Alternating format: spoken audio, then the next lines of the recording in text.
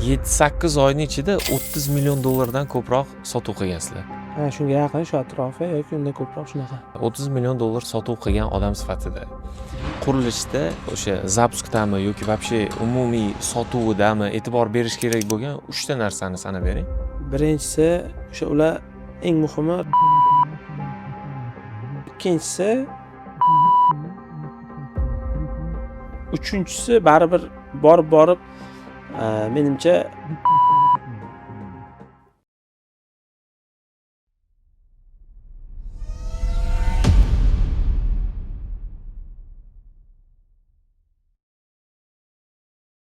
Shuhrat aka, navbatdagi podkastimizni ham boshlaymizmi? Shunaqa, bismillah. Assalomu alaykum Suhrob aka. Xush kelibsiz bizning podkastimizga. Yo'q demaganingiz uchun, vaqtingizni ayamasdan kelganingiz uchun kattakon rahmat sizga aka. Ko'rib juda ham xursandmiz. Xudo xolasa yaxshi savollarimiz bor.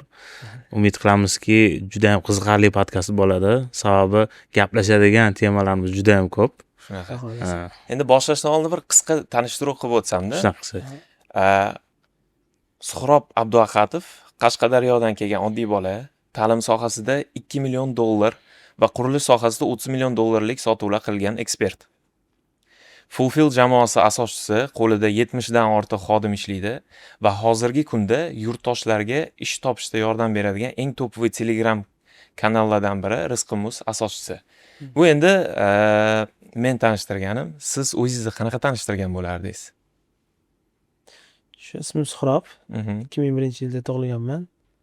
Asosan qiziqish, katta jamoa qurish, jamoa boshqarish, katta loyihalar qilish asosan ta'limga fokusimiz.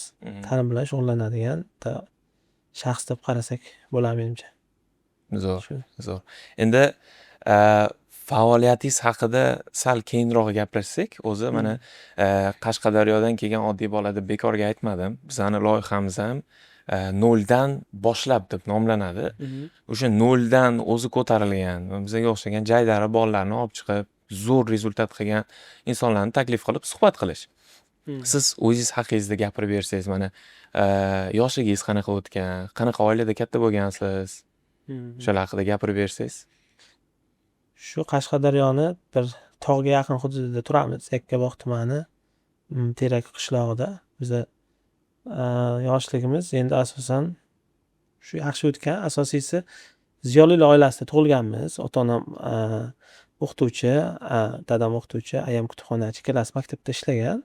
Shu ko'proq shu kitoblar o'qib, boshqa qilib ta'lim bilan o'tgan. Boshidan uni ko'p, masalan men ayta olaman, hamma fandan men 5 ta o'qiganman. Maktab 5 ga tugatganman. Har doim 5 balla o'qish yaxshi bo'lgan. Shunaqa qiziqishlar boshidan shu ta'limga qaratilgan. Shu menimcha. Bu yoshlikdan boshlab o'zi marketing, sotuv yo'nalishiga qanaqa qilib to'g'ri kelib qolgansiz? Ya'ni bog'liqlik joyi nimada yoshligingiz bilan marketingga? Endi men boshidan o'zi bizada kichkinagina maktabda bufetimiz bo'lgan. Bufet bo'lalik. O'zi maktab ham katta bo'lmagan, bir 200 ta o'quvchi o'qiydigan maktab. O'sha yerda ayamni bufeti bo'lgan.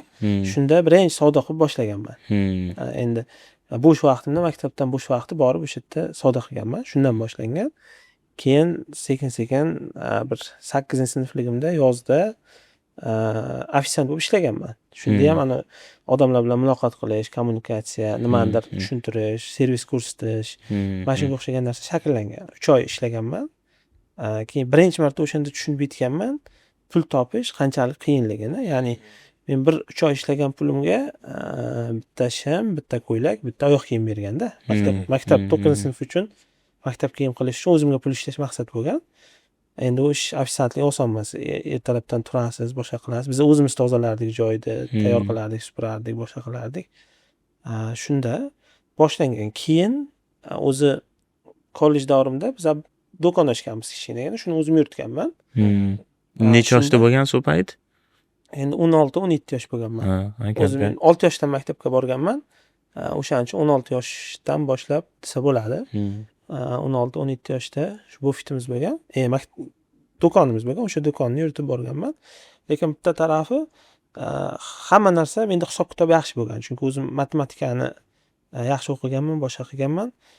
Har kuni qancha savdo bo'ldi, uni foydasini ish bo'l, ustiga nechi pul qo'yilganigacha bilardim. Biza nechi pul o'sha kuni foyda qildik, qancha tovar chiqib ketdi, qancha kirdi, hammasini daftarda yuриtardim. Umumiy отчетdan kunlik qilib olib borgan Kunlik, ekansiz. hammasini bilardim. Bugun nechi pul foyda qildik, Hmm. yana nima kerak va hamma narsani narxini yoddan kelish narxigacha bilardim-da. Shunda yaxshi yurgan do'kon. Sizlar yoshlikdan уже boshlangan ekanda.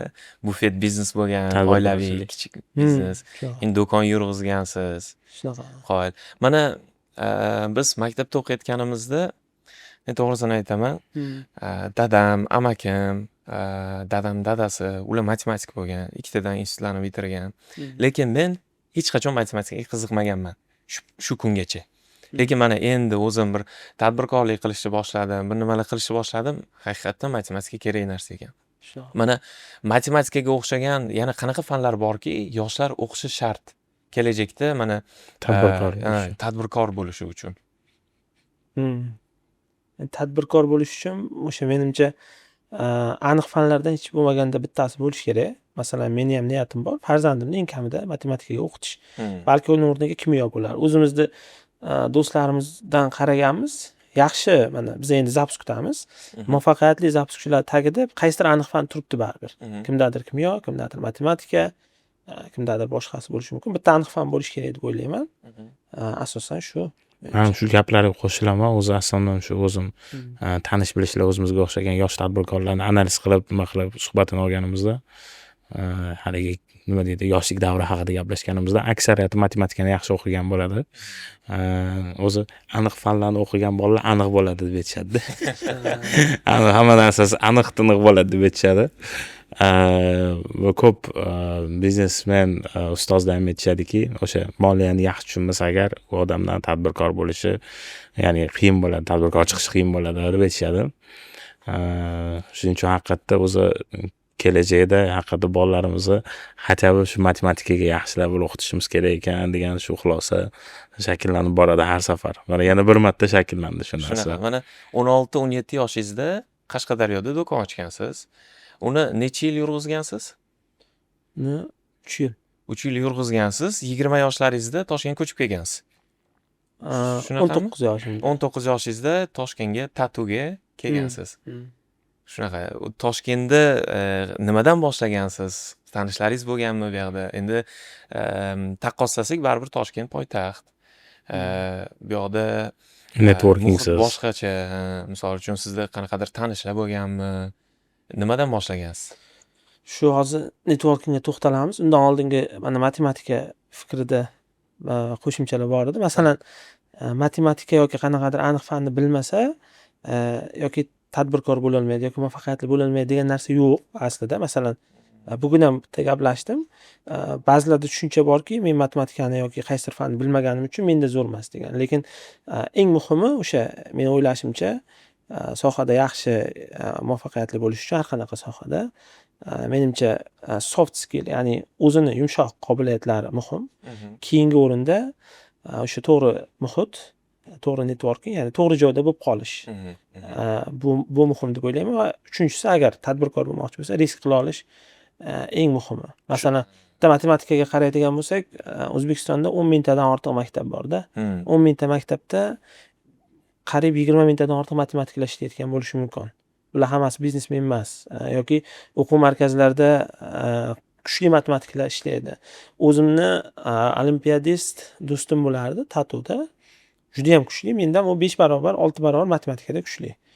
Lekin u boshqa yo'nalishda ketdi-da. Masalan, hozir men u tadbirkor yoki u bir o'zini sohasida muvaffaqiyatli deb aytolmasligim mumkin-da endi. Ya'ni masalan, uni muhitida undagi asosiy muammo u ko'proq qishloqda bo'lib qoldi, u ko'proq bu ham to'g'ri yo'l o'zi aslida. Endi hamma vaziyatdan kelib chiqadi. Ota-onasiga yordam berish uchun qishloqda deylik oddiy ishlarga qarashiga to'g'ri keldi va shu bilan eng asosiy u 3-4 yil o'qish kerak bo'lgan umri o'sha narsaga ketib qolgan. Lekin universitetga kirganimizda eng top bolalardan shu bittasi shu bo'lgan deb o'ylayman men o'zim. O'zi haqiqatda to'g'ri aytyapsiz. O'zi hamma narsa nasiba. Ya'ni o'sha qayerdadir qanaqadir joyda bo'lib qolish, kimdir bilan tanishib qolish. Bu narsa bir payt odamlar sun'iy yaratyapman deb o'ylaydiki, lekin o'zi sun'iy emas, u tabiiy holatda o'sha nasiba nimasida qatorida bo'lib ketadi o'zi, to'g'ri. Shu. Da. Shunda muhit ko'p narsaga anaqa qiladi, ta'sir qiladi deyapsiz-da, to'g'rimi? Mana shu tatu misolida aytaman. Biz endi universitetga kirguncha kuniga ko'p dars qilganmiz. Ya'ni o'sha o'qishga kirish uchun ustozlarimiz aytardi, sen hozir ko'p o'z ustingdan ishlasang, ertaga o'qishga kirib olsang, bo'ldi, senda diplom aniq ishing bor, 5 million oyligingni olasan, bitta oilangni boqa olasan. Biz ham mana shu fikrlash bilan Toshkentga kelganmiz. Ya'ni men o'ylaganman, men hozir zo'r o'qishim kerak, o'qishga kirsam, men diplom olsam bo'ldi. Chunki bizlarda oilamizda ham hech kim $1000 oylik olmagan. Masalan, dadam o'qituvchi, ayam kutubxonachi, dadam oyligi men eng yuqori holatda o'sha paytlar 3 million bo'lganda, endi men 5 million oylik olsam zo'r bo'ladi deb tushunganman va tatuga kirganimda men o'qishga kirdim, hamma narsani qilib bo'ldim degan fikrlash bo'lgan menda va bir o'qishga kirib yotoqxonaga joylashganman, Shahristandskiyda. O'sha yerga joylashganimda bir 20 kun faqat yotoqxonada kino ko'rib yotganman. Chunki men bo'ldi, hamma narsani qilib bo'ldim degan. Universitetga borib kelaman, yotaman. Borib kelaman, yotaman. Bitta narsa o'sha yerda butun fikrlashimni o'zgartirib yuborgan. O'sha yotoqxonada 3-etajda turadigan bitta bola 20 kunda $4200 pul ishlab, programmist bo'lgan, surxondaryolik bola. U butun yotoqxonaga osh bergan. Shu o'zini etajiga. Shijoatni qarang dedi-yu. Shunaqa. Endi balki osh bermasa men ishonmasdim, $4200 topganimga o'sha payt. O'sha bu ham bir o'sha qanaqadir vaqtda qayerdadir bo'lib qolishda, mana shu nasibada bu ham. 100% shunaqa. Keyin borib o'zim chiqib, u bolani tanimasam ham qanaqa bola ekan deb ko'rib kelganman-da. Sariqroq bitta bola edi, eslayman. Surxondaryolik, ismi esimda qolmadi. Keyin shunda menda fikrlash o'zgargan, ha bo'ldi. Demak, talaba bo'lib ham nimadir sohalar o'rganib ishlasa bo'lar ekan yoki biror ish qilsa bo'lar ekan yoki $4200 pulni faqat biznesmenlar emas yoki faqat juda katta mansabda ishlaydigan odamlar emas, oddiy odam ham topa olar ekan hozirgi kunda degan. Student bola ham topa olar. Student bola ham topa olar ekan degan fikrlashim o'zgarib ketib qolgan. Keyin so'raganman o'zimni yotoqxonadagi xonadoshlarimdan, bu nima qilyapti, qanaqa topdi, u kurs qilgan kompyuterda, bu programmist ishini qilyapti, zakaz olgan, buyurtma olgan, o'shancha qilgan degan. Va men ham o'shandan keyin uydagilarga telefon qilganman. Menga bitta kompyuter olib beringlar, men pul topaman. Boshlamoqchiman, o'rganishni boshlamoqchiman degan. Programmist bo'laman degansizda. Ha, programmist bo'laman deb o'shandan boshlangan. Lekin eng muhimi to'g'ri muhit degan narsa, masalan, o'sha tatuni Shahristandskiydagi yotoqxonasiga tushib qolganim bo'lgan. U yoqda rostdan juda ham kuchli bolalar bo'lgan. Hammasi men o'sha 20 kun kino ko'rib yotdim dedim. O'sha vaqtda hammasi dars qiladi. Men tushunmayman ularni. 2-3 kurslar bilan o'tiraman. Ingliz tilini o'rganadi, kompyuterda o'tiraveradi. Bular nima qilyapti deyman, nimaga kerak ekan. Keyin o'sha umumiy xonasi bor, 20-30 kishi ketadigan. O'sha yerda kechqurun qarasangiz ham bolalar dars qilayotgan bo'ladi-da. Ya'ni bu muhit menga ham o'tgan. Keyin tushunganman, kimdir pul topdi, kimdir qayerdadir dars beryapti, kimdir ingliz tilida zo'r gapiryapti.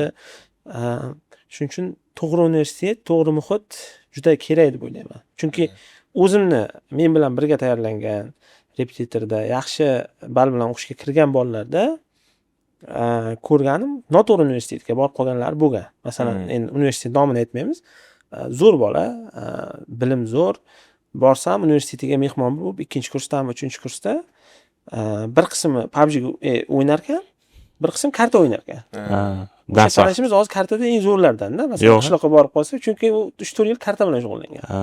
O'sha talabalar bir qismida, shuning uchun muhit menimcha muhim. Lekin qarang, Qashqadaryodan Toshkentga programmist bo'lib kelaman degansiz. Tatuga kirgansiz, to'g'rimi? O'zi men tatuga nima uchun kirayotganimni tushunmaganman. Nimaga desa, men 1 yil oldin men ertaroq o'qishga, ya'ni repetitorga ertaroq borganim uchun mendan oldingi o'rtoqlarim o'qishga kirib ketavergan. Men yoshim yetmagan o'qishga topshirishga. Ya'ni men 2-kursligimda men bilan birga tayyorlangan bolalar o'qishga kirib, bitta yaqin o'rtog'im Anvar degan bola tatuga kirgan o'qishga. Keyin 1 yildan keyin kelganda undan so'raganman, nima uchun tatuga kirding? Desam, zo'r degan, shu tatuga kir, zo'r degan. Men shu zo'r degani uchun kirganman. O'zi nima bo'laman degan tushuncha bo'lmagan lekin. Mana marketing va sotuvga kirishingizga nima sabab bo'lgan? O'sha paytlari misol uchun bu 2019-2020 yillarga haqida gap ketyapti-da, to'g'rimi hozir? Ha, shunaqa. O'sha paytlari misol uchun rosa hype bo'lgan, marketolog, SMMshik, marketing hype bo'lganda, o'shani yonayotgan payti bo'lgan. O'shani orqasidan siz ham qiziqib kirganmisiz yo sizda bir Bilmadim, qanaqadir plan bo'lganmi? Undan oldin bitta narsani so'rab ketdik. Aha. Bitta joyga chiqib qolgan edi. Aynan aktual narsa deb bilaman. Hozirgi paytdagi mana bu studentlar misol o'qishga kirishdan oldin rosa tayyorlanishadi-da. Misol BXGlari IELTS 8, BXGlari IELTS 7, Westminster kirishadi. BXGlari misol uchun SAT dan katta ball olishadi. Qanaqadir tillarni, koreys tilini o'rganishadi, xitoy tilini o'rganishadi. Men juda ham ko'p misol yoshligimda ham ko'rganmiz, hozirgi payt ham ukalarni ko'ramiz. Zo'r hamma narsadan-da. Potensial bomba, lekin o'qish kirgandan keyin tashladi hamma narsani. Mana shu narsa menimcha eng studentlarning orasida qayta takrorlanadigan katta muammo hisoblanadi-da. Bular mana siz aytdingiz-ku, bir ustozim aytgan, o'qishga kirganingdan keyin bo'ldi, уже 5 million oylik senga naqd, ya'ni nima bo'ladi, ishing bo'ladi.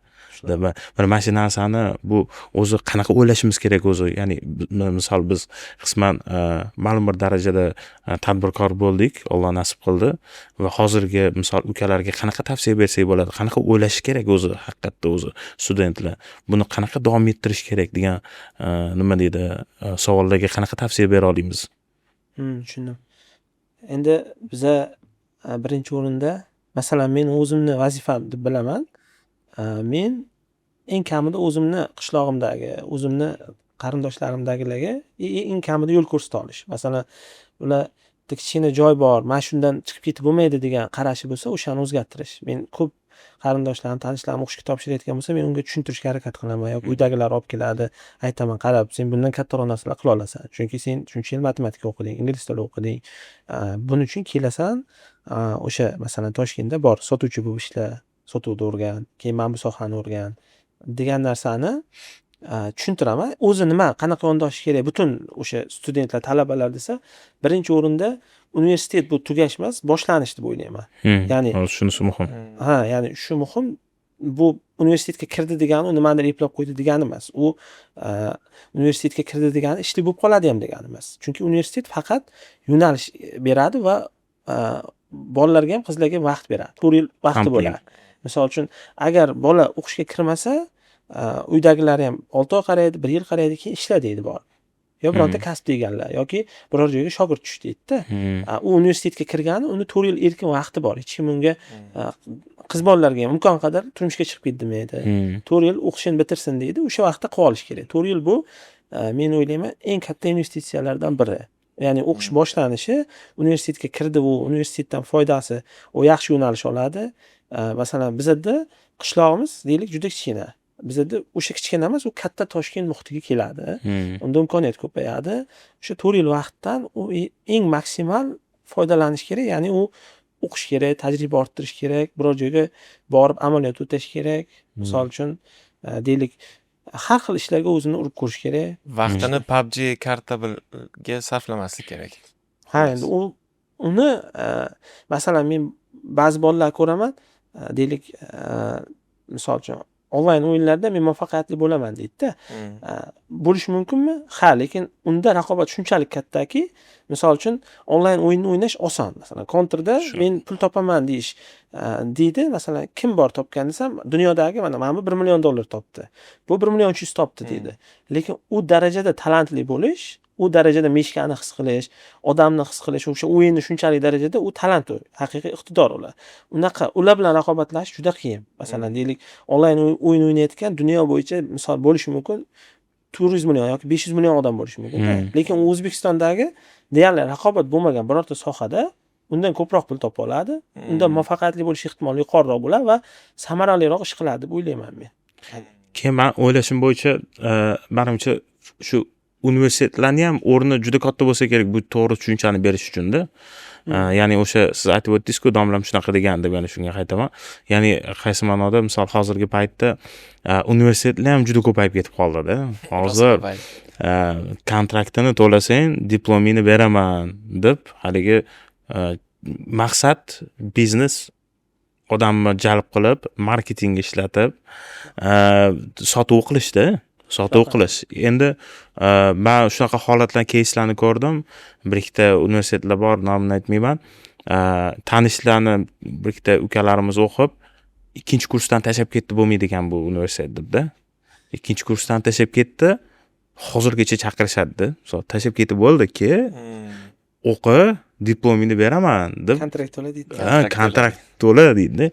Ya'ni bundan kelib chiqib hozirgi paytda o'qishlarni o'rinsizlikni misol bilsa bo'ladi. Ya'ni qaysi ma'noda maqsad biznes, maqsad pul qilish bo'lib qolgandek bo'lib qoldi. Shuni hisobiga pul qilaman deb misol uchun noto'g'ri ustozlar yoki yosh ustozlar, tajribasiz ustozlar qanaqa desa ham misol to'g'ri kelmaydigan yoki yaxshi xodimlarni qo'yishmayotganligi ham balkim misol bo'lishi mumkin, ya'ni sabab bo'lishi ham mumkin deb o'ylayman-da. Hozirgi paytda universitetda o'qigandan ko'rasi, misol uchun data analitika yo'nalishida fakultetda o'qiyman desangiz agar, misol 4 yil umringizni ketkazasiz-da. Undan ko'rasi bitta yaxshi misol uchebni sentrda topib, u yerda 1 yil o'qisangiz, misol praktikasini ham qo'shib beryapti. O'sha yaxshi emasmi? Shogird tushsangiz bo'ladi kimgadir. Tekinga oldida yursangiz, misol uchun 1 yilda undan ham ko'p narsa o'rganasiz-da. Mana shunaqa texnik yo'nalishdagi, menimcha hozir universitetda o'qigandan ko'rasi 4 yil umrni ketkazgandan ko'rasi-da. U o'sha 4 yildagi qizig'i informatsiyani, ya'ni teoriyani 1 yil ichida spokойно olsa bo'ladi, misol. Bu birinchi masala. Ikkinchi masala, nima deydi? Vaqt tejaydi. Misol, vaqt tejab, ham pul ham bitadi. Misol, har tomonlama hozir menimcha shu kurslar olish yaxshi bo'lib qoldimi deyman-da. Endi men fikrim, hozir mana men bilaman, universitet haqida juda ko'pchilik gapirgan. Biza nimadirini biza muhokama qilib o'zgartira olmaymiz deb o'ylayman, lekin mana shu ko'rayotganlarga nima ayta olaman? Muammo doim ikkita tarafda. Ya'ni bu bitta taraf o'sha deylik, o'sha muammo haqida gapirsak universitetda bo'lsa, ikkinchi taraf bu o'qiyotgan odamni o'zida. Nimaga? Masalan, chet elga qarasa, universitetga kirishdan 3 yil oldindan u universitetga tanlashni boshlaydi. Shunaqa. Masalan, hattoki ota-onasi ham qanaqa universitet tanlash haqida izlanadi, o'tiradi, qanaqa ekan deydi, borib ko'radi, misol bolasini berishadi. Maslahat qilishadi. Bizda hali unaqa madaniyat juda kuchli shakllanmagan. Masalan, kir deydi, o'sha topshirishdan oldin maslahatlash, topshir. U yoq bu yoqqa qaraydi, baling yetadigan kir. Lekin qarash meni fikrimcha unaqa bo'lishi kerak emas. Bolada ham, ota-onada ham bunaqa madaniyat shakllanishi kerak. O'shandagina u universitetni to'g'ri filtr qila oladi. Qiziqishni aniqlash kerak. Qiziqishni aniqlash kerak. Qaysi universitetda qanaqa reyting, qanaqa bolalar o'qiyapti. Men o'ylayman, mana masalan, qancha yaxshi universitetda o'qisa, shunchalik katta networking imkoniyati bo'ladi. Mana men o'zimni Tatuda juda ham zo'r o'rtoqlarim bor. Hammasi katta o'zini yo'nalishida yaxshi natijalarga erishgan. Men o'zim atrofimdagi bolalarda o'shalar o'sha to'g'ri muhitga kirdi, to'g'ri harakat qilyapti va to'g'ri nimadirlarga erishyapti. Ya'ni shu studentlar ham birinchi o'rinda universitet tanlashni o'rgansin, borib analiz qilsin, so'rasin, surishtirsin. Ota-onalar ham bolalarini kelajagi u. Masalan, men o'zim ikkita yo'nalishga kirishga qiziqib ko'rganman-da. Milk shiderlik ishi degan yo'nalish bor va temir yo'lga. Keyin hozir tushunsam, milk shiderlik ishi bu borib qonni portlatish ekan. Men bu masalan qonlarni borib portlatar ekansiz, unda o'zim ham portlab ketishim mumkin-da. Masalan, shunaqa. Tushunmasdan kirsam, o'sha sohaga uni ketaman. qayerdan eshitgansiz? Uni endi ballarini qaraganman, qiziq tuyulgan menga. O'sha ikkita konchilikda oylik zo'r degan, temir yo'lda ham oylik zo'r degan. Men kirmoqchi bo'lgan paytlarimda o'sha shunga kirganimda men deylik 50 yil ishlasam, 50 yilda yiliga 100 ta joyda portlatsam, portlab ketish ehtimolim bordir deb o'ylayman-da nisbatan. Ehtimol kattaroq. Shunaqa deb o'ylayman. Shuning uchun menimcha ko'proq ikkinchi tarafga o'zgartirish osonroq deb bilaman men. O'sha o'zimiz to'g'rilashimiz kerak bo'lgan joylar ko'p. Keyingisi mening fikrim ham to'g'ri endi. Ya'ni o'quv markazida o'qish yoki qanaqadir sohani o'rganish faqat unda ham faqat degan joyi bor. Masalan, meni tanishlarim, qarindoshlarim kelib, men bu o'g'limni shu universitetga emas, shu o'quv markaziga o'qitmoqchiman desa, men aytaman. Faqat unga kamida 5 marta imkoniyat bering. Misol uchun, u programmistlik diplomladimi, balki u dizayner chiqar undan. Endi 3 oy programmistlikda o'qib ko'rsin. Keyin 2 oy dizaynerlik qilsin, 3 oy borib sotuvchilik qilsin, keyin marketingni qilib ko'rsin. Universitetga ham 4 yil vaqt beryapti-ku unga. Конечно. Va o'rtacha 15 milliondan kontrakt to'layotgan bo'lsa, 60 million investitsiya qilyapti ota-ona. O'shani bitta emas, ko'pchilikda qanaqa bo'ladi? Bitta joyda o'qitadi, bo'ldi, sen eplolmading deydi, bor deydi. Biron joyga shogird tushasan yoki boshqa ishingni qil, nimadir qil deydi, yoki bola ham kutuv shunchalik tezki, hozirgi u kurslarda o'qiyotganlarda xayolida 6 oydan keyin u har qanaqa sohani tugatib, kamida $1000 daromad topishni boshlaydi va yarim yildan keyin unda qora jentira bo'lishi kerak. Misol. Unaqa bo'lmaydi hech qachon. Masalan, men o'zim aytaman, men o'zimning eng ko'p pulimni oxirgi 1 yil, 2 yilda topganman-da. Men bu sohada 6 yildan beri yuribman. Deyarli 3 yil juda ko'p tajriba qilishga o'tgan. O'z tajriba juda ham muhimda. Shunaqa. O'zi mana boyagi savolga qaytadigan bo'lsak, qanday marketing, sotuvga kirib qolgansiz? O'sha Xo'p, hype'ning orqasidan kirib qolganmisiz? yo'q, bu boshqacharoq bo'lgan. Endi men aytib berdim-ku, bitta bola $4200 pul ishladi. Undan keyin men dasturlashga qiziqdim. Keyin kompyuter olib berdi uydagilar. 2,5 millionga kompyuter oldim. Siemens, tokka tiqib qo'yadigan kompyuterni olganman. i5 ikkinchi pokoleniya ham o'sha vaqtda. Keyin o'rganishni boshladim. Kursga ham uydagilar pul to'lab berdi. Va karantin bo'lib qoldi. 2020-yil mart oyidami, fevral oyining oxiridami, keyin biz ketdik hammamiz. Qashqadaryoga. Men o'rganishni davom ettirishim kerak. Misol uchun dasturlashni o'rganyapman, kurs yo'q, kursimiz to'xtagan, offlaynlar to'xtagan. U yoqda izlayman, yo'q, bu yoqda izlayman, yo'q. O'zi internet zo'r emas. Bitta telefonni uyda eng tepasiga tomga qo'yib qo'yamiz-da, ikkinchisidan tochkolab kirib ko'ramiz, boshqa qilamiz, kompyuterdan kiramiz. Qidirib topolmay o'rgangandan keyin men o'ylaganman. Kuchli dasturchilar topib, o'shalarga ularni o'qitib yurganlari bor, baribir offlaynda o'qitgan, boshqa qilgan. O'shalarga kurs ochsak qanaqa bo'lar ekan? Men o'zim kurs o'tmoqchi emasman, lekin shuni tashkil qilib bersam nima bo'lar ekan? O'zimda topolmayapman-ku, shunday topolmayotganlar bordir deb o'ylaganman-da. O'shandan boshlaganman. Birinchi ishni o'sha bizda IT o'quv markazi bo'lgan, onlayn, o'sha o'zim tushungan soha bo'lgani va og'riq bo'lgani uchun o'sha kuchli programmistlar qidirishni boshlaganman. Bu uchun o'zi dasturchilarda o'tiradigan top guruhlari bor. Masalan, deylik, restoratorlar o'tiradigan guruh bor, bilmayman. Telegramda. Telegramda dasturlash ham yo'nalishlarga bo'linib ketsa, o'zi Androidchilar alohida guruhda o'tiradi. Boshqasi boshqa guruhda. O'sha yerda guruhni topganman-da, izlab kirib topib, eng toplar kim? Shuni qaraganman. Admin yoki doimiy savollarga javob beryapti. Ichidan keyin filtrlaganman. Yaxshi tushuntirayotganlar kim? Bironta savolga ko'p javob berayotgan. Savol beryapti, javob beryapti. U javob beryaptimi? Uni qiziqishi bor nimadir o'rgatishga, nimadir tushuntirishga. Chunki u yoqda, u guruhda unga manfaat yo'q hech qanaqa tushuntirishda. Mingta odamning ichida hamma narsani tushuntirib o'tirishga o'shalarga chiqishni boshlaganman. Birinchi so'raganman, boshqa guruhdagi boshqa odamdan so'raganman. Mana shu dasturchining qanaqa tajribasi? U zo'r, bu senior dasturchi, Angliyada, Malayziyada, o'sha filtr qilib ishlab kelgan, o'qib kelgan, mana shunaqa degan. Keyin shunga chiqqanman. Aka, menda bitta ideya bor. Onlayn o'quv markazi tashkil qilmoqchiman. Menga ustoz kerak, mana shunaqa shartlarda ishlaymiz. Sizga qiziqmi desam, o'sha har xil odamlar bilan gaplashganman. Yaxshi 3-4 ta chiqib qolgan. Endi ustoz bor, produkt bilan birga uni oldin o'qitgan o'quvchilari bor, produkt taxminiy bor. Endi uni sotish kerak. Sotish uchun o'ylaganman, nima qilish kerak? Bitta kanal ochish kerak, kanalga odam to'plab, o'sha yerda reklama qilish kerak deganman. Keyin Tatun universitetining kanali bo'lgan. O'sha adminiga yozganman. Tatu talabasi onlayn o'quv markazi ochyapti, sizlar qo'llab-quvvatlashinglar kerak deb bepulga qo'ydirganman reklama. U kanalga endi 500 ta, 1000 ta odam to'plangan. Undan keyin Abdusattor aka Abdurahimovni DigiPro asoschisi, uchta model qiladigan aka, juda ham qattiq hurmat qilamiz. Ularni o'sha paytda kanal biznesiga qiziqib qolgandik. Juda ham saviyali, yaxshi odamlar to'plangan katta kanallar ko'tarishni boshlagan. O'sha paytda bitta kanali bo'lgan, IT Business School. IT ga qiziqadigan va biznesga qiziqadigan odamlar to'plangan. 78 mingtami, 72 mingta obunachisi bo'lgan. Keyin o'shanga yozganman. Aka, yaxshimisiz? Bitta reklama qilmoqchi edim deganimda, o'zi qarar ekan, o'sha payt javob yozgan. Reklama narxi 1,5 millionmi bo'lgan. Shu men keyin ayamdan so'raganman. O'zim daromad qilmayman, boshqa qilmayman. Aya, qancha pulingiz bor kartangizda deganimda, 230 ming puli bor ekan ayam, oyligidan qolgan. O'sha paytda ayamning oyligi 400 ming bo'lganmi, 600 ming bo'lganmi kutubxonachiniki. O'shani olsam bo'ladimi? Shu bitta ideya qilyotgandim deganman. Mayli, ol degan. Abdusattor aka yozganman. Aka, 230 ming pulim bor deganman. Boshida yo'q, qo'yib berolmayman degan. Rasmlarga tushirib tashlaganman uni. 230 ming borligini. Mana 230 ming bor, boshqa yo'q. Yozib o'rganman. Keyin oxiri aytgan, bo'ldi, qo'yib beraman. Postini tasha degan. Jay darajasiga qilgan ekansiz-da. Yozib o'rganman-da akaga. Qo'yib bermasangiz bo'lmaydi. Chunki bilganman o'sha yerdan katta potok keladi. Keyin o'zi u kanal asosiy anonsi bepul bilimlar berib borilib, o'sha ustozlardan, materiallardan, undan keyin ora-orada kurs reklama qilish kerak bo'lgan.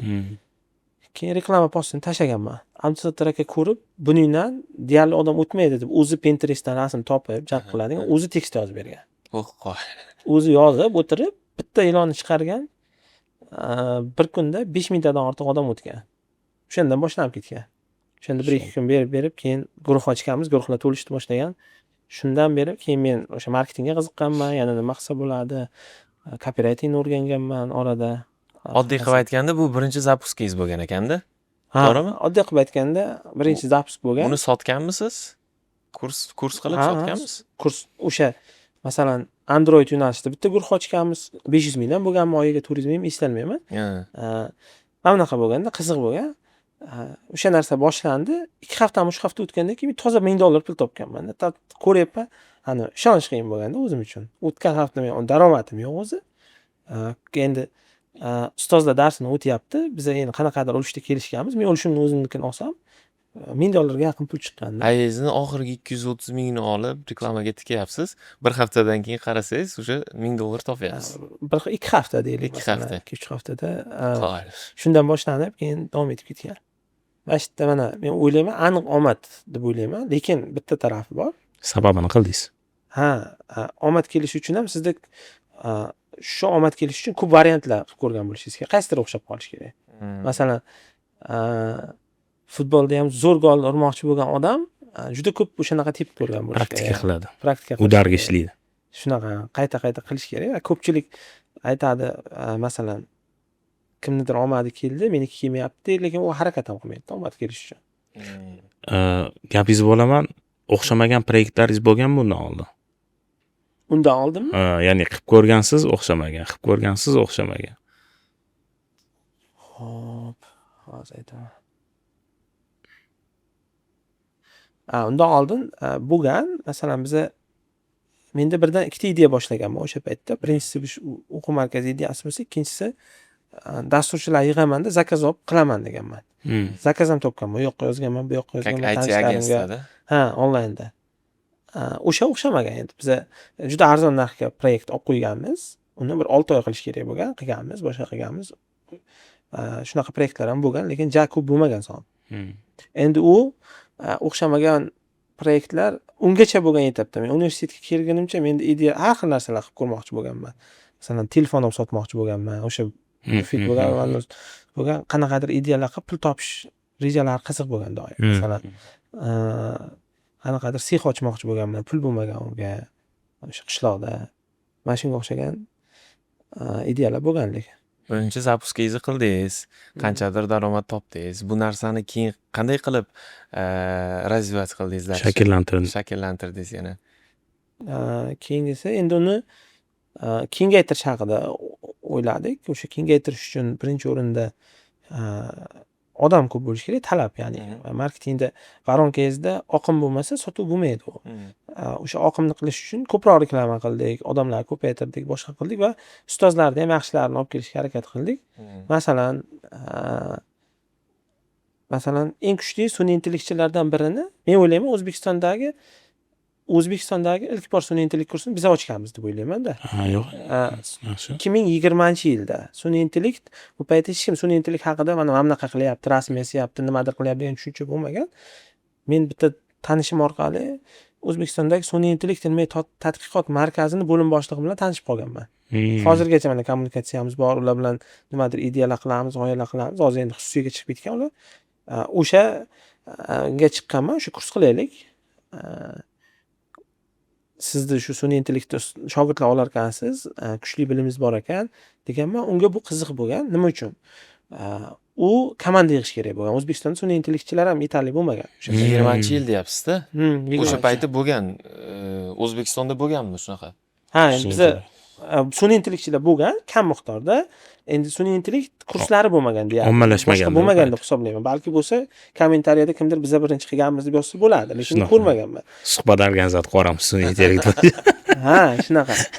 Keyin ularga chiqqanman, o'sha mana bunaqa kurs o'sha boshida boshlayotganda kurs tashkil qilyapman, birga ishlaylik deganman. U nechta obunachingiz bor, qayerdan olasiz o'quvchini degan.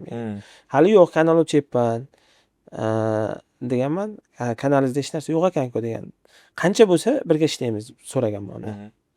5 mingta bo'lsa birga ishlaymiz degan. Bo'ldi 5 mingta bo'lgandan keyin aloqaga chiqaman deganman-da. O'sha bir haftadan keyin 5 mingtadan oshgan telefon qilganman. Aka 5 mingta bo'ldi. Keyin tasha degan. Tashlaganman, ko'rib bo'ldi birga ishlaymiz deb. O'sha yerda sun'iy intellektchilarni ham olishni boshlaganmiz. Ana yaqinda ko'rib keldim. Ular Toshkent City'da hozir ofisi bor, juda katta proyektlar ustida ishlayapti. O'sha biza o'qitgan bolalar ham ishlab yuribdi-da. Chunki u uchun komanda muhim, zo'r o'qitadi, baribir dasturchilar ishiga qattiq yondoshadi, o'qityaptimi, boshqami, perfeksionizm ozmi ko'pmi bo'ladi ba'zilarida. Bitta kuchli tarafimiz sun'iy intellekt bo'lgan, undan ham ko'p kurslar ochganmiz. O'shanaqa o'sib boravergan. 2020-yilda. 20-yil. Endi 21-yilda keyin Toshkentga kelganman. Toshkentga qaytib o'sha karantin tugash arafasida keyin shu narsani kuchaytirish uchun harakat boshlanib, keyin bitta kichkinagina ofis olganmiz. Hozir gaplaringizni analiz qilib ko'ryapman-da, sizda men qila olmayman degan narsa bo'lmagan ekanda. Risk. Shijoat bo'lgan ekan. Nima qilsam o'xshaydi. Shunaqa. Ya'ni o'xshamadi, ishlamas ekan degan narsa bo'lmaganda, bunaqa xarakterni shakllantirish uchun nima qilish kerak?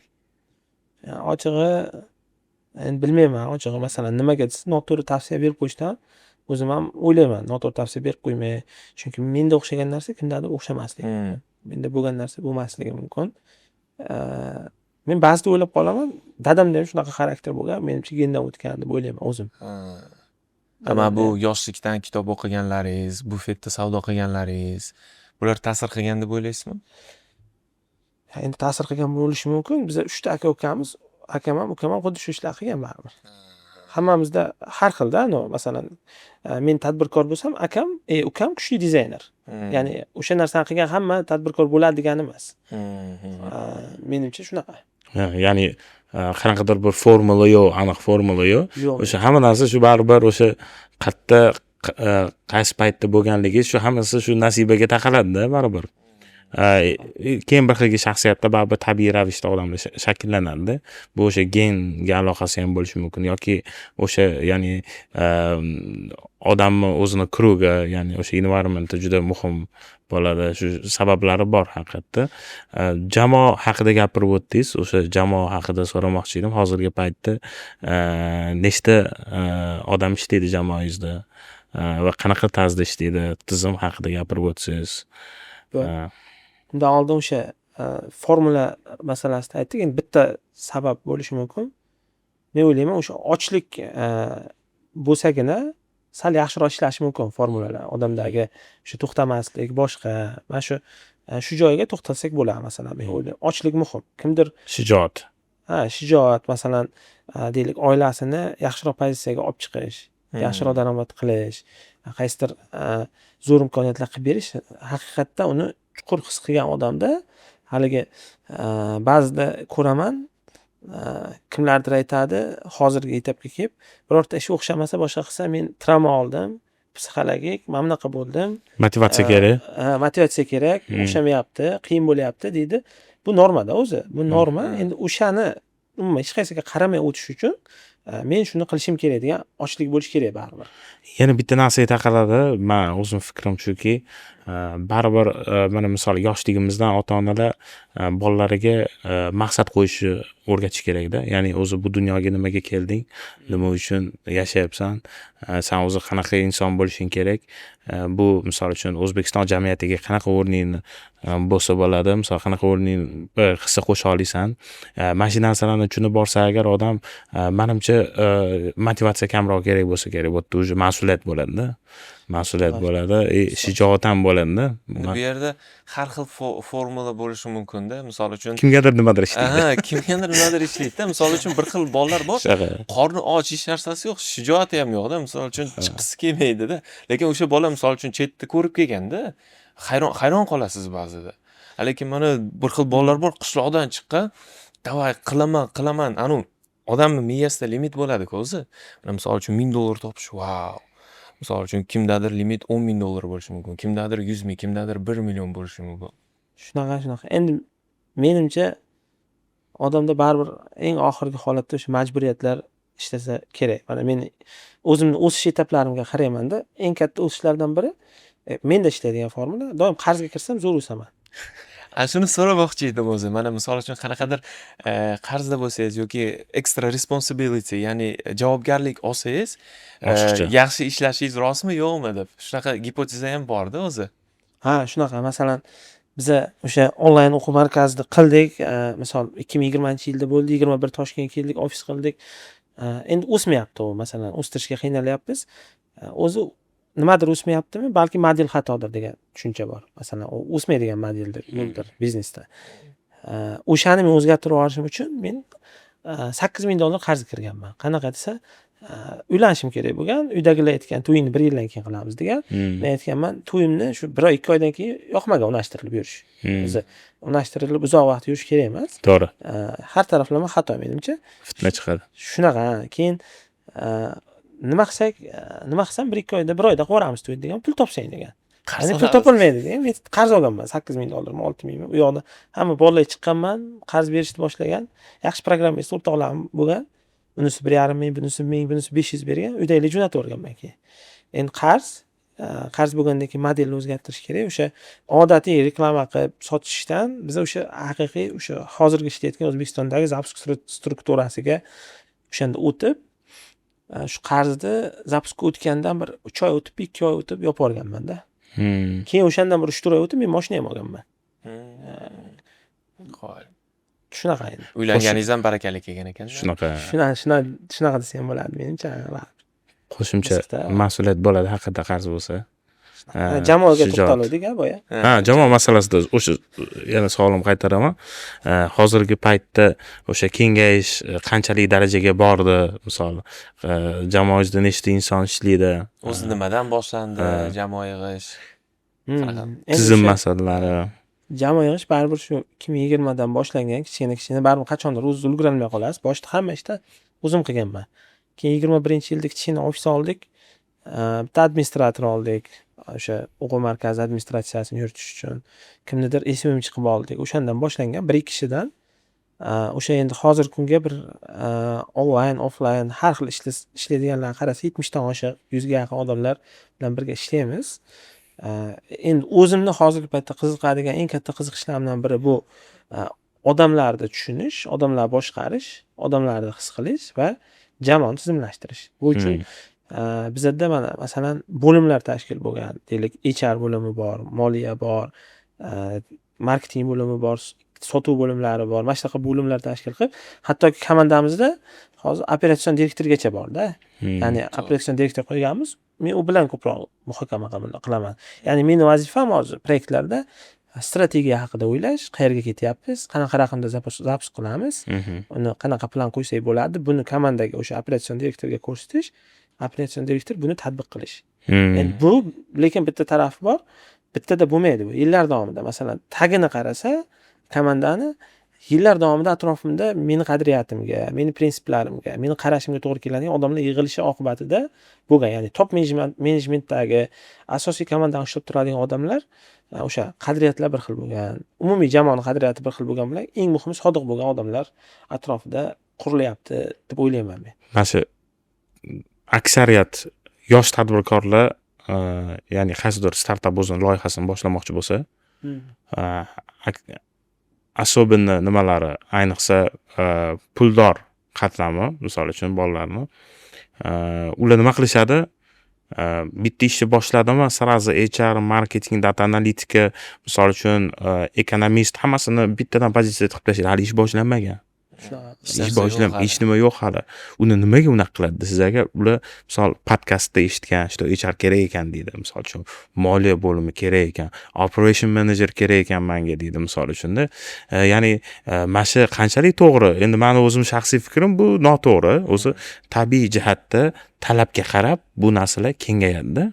Misol uchun o'sha haligi siz aytayotgan insonlar o'zi tabiiy holatda sizdagi o'ylaydigan, sizni fikringizni, sizni ideologiyangizga qo'shiladigan insonlar o'zi tabiiy jihatdan shakllanadi, to'g'rimi? Shunaqa.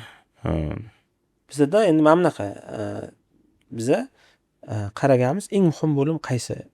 Misol offlaynda bizada ishlayotgan endi ustozlar bo'lsa bular bor, bular ustida ishlayapmiz. Keyingisi sotuv bo'limi bo'lgan. Marketingni ko'p qismini outsourcing qilganmiz boshida. Outsource qilganmiz, o'zim qilganman. Hozirgacha ham qaysi qismida aralashishim mumkin.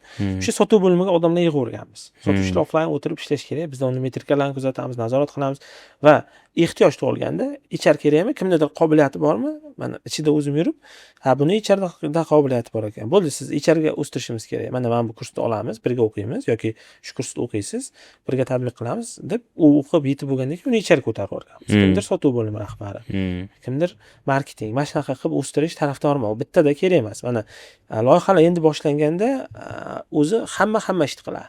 Ya'ni 4-5 ta odam bo'ladi, hamma ishni любой odam qilishi mumkin. Kimdir mijoz kutib oladi, kimdir ofisni tozalaydi, bu norma. Va bu o'sha kelajakka ishonadigan, o'sha yerda yonida shu odam yonida bo'lishni xohlaydigan odamlar. Endi keyingi etap o'zi sekin bir qanaqadir bo'limlar bitta bo'lsa ham shakllanishni boshlaydi. Hech bo'lmasa sotuv bo'limi degan bitta bo'limcha shakllanadi, keyin unga kimdir rob bo'ladi. O'shanda ham deyarli menimcha qadriyatlar asosida boshqarilayotgan bo'ladi. Faqatgina o'sha ehtiyoj paydo bo'lgandagina. O'sha ehtiyoj paydo bo'lgandagina qilgan yaxshi. Keyin tizim quriladi. U tizimgacha mana men aytayapman-ku, 2021-yilda biz ofis qilgan bo'lsak, ikkita odam bilan boshlagan bo'lsak, mana 5 yil o'tdi-da. 5 yildan keyin nechtadir bo'lim shakllanib, nechtadir odamlar kuchayib, endi mensiz qaysidir ishlaydigan darajaga yetyapti-da. Nechta xodim bor? 70 tadan oshiq. Mashalloh. Hozir mana jamoa HR bo'limlari haqida gaplashyapmiz. Shu joyda so'ramoqchi edim. Rizqim uz g'oyasi qayerdan kelgan? Qanday boshlangan? Rizqim uz o'sha biza programmistlikdan chiqqanimiz uchun programmist o'rtoqlarimiz bilan startap qilaylik degan g'oya bo'lgan va ikkita yaxshi o'rtog'im Asadbek, Og'abek degan bolalar bilan. Nechinchi yil bu? 2021. 21 boshlari adashmasam. Shunaqa g'oya qilamizki, ishchilarni Telegram kanalida qarasak yo'q ekan, bir-birini birlashtiradigan shunaqa ideya kelgan. Shuni g'oyasini o'sha paytda HH bo'lganmi, bo'lmaganmi?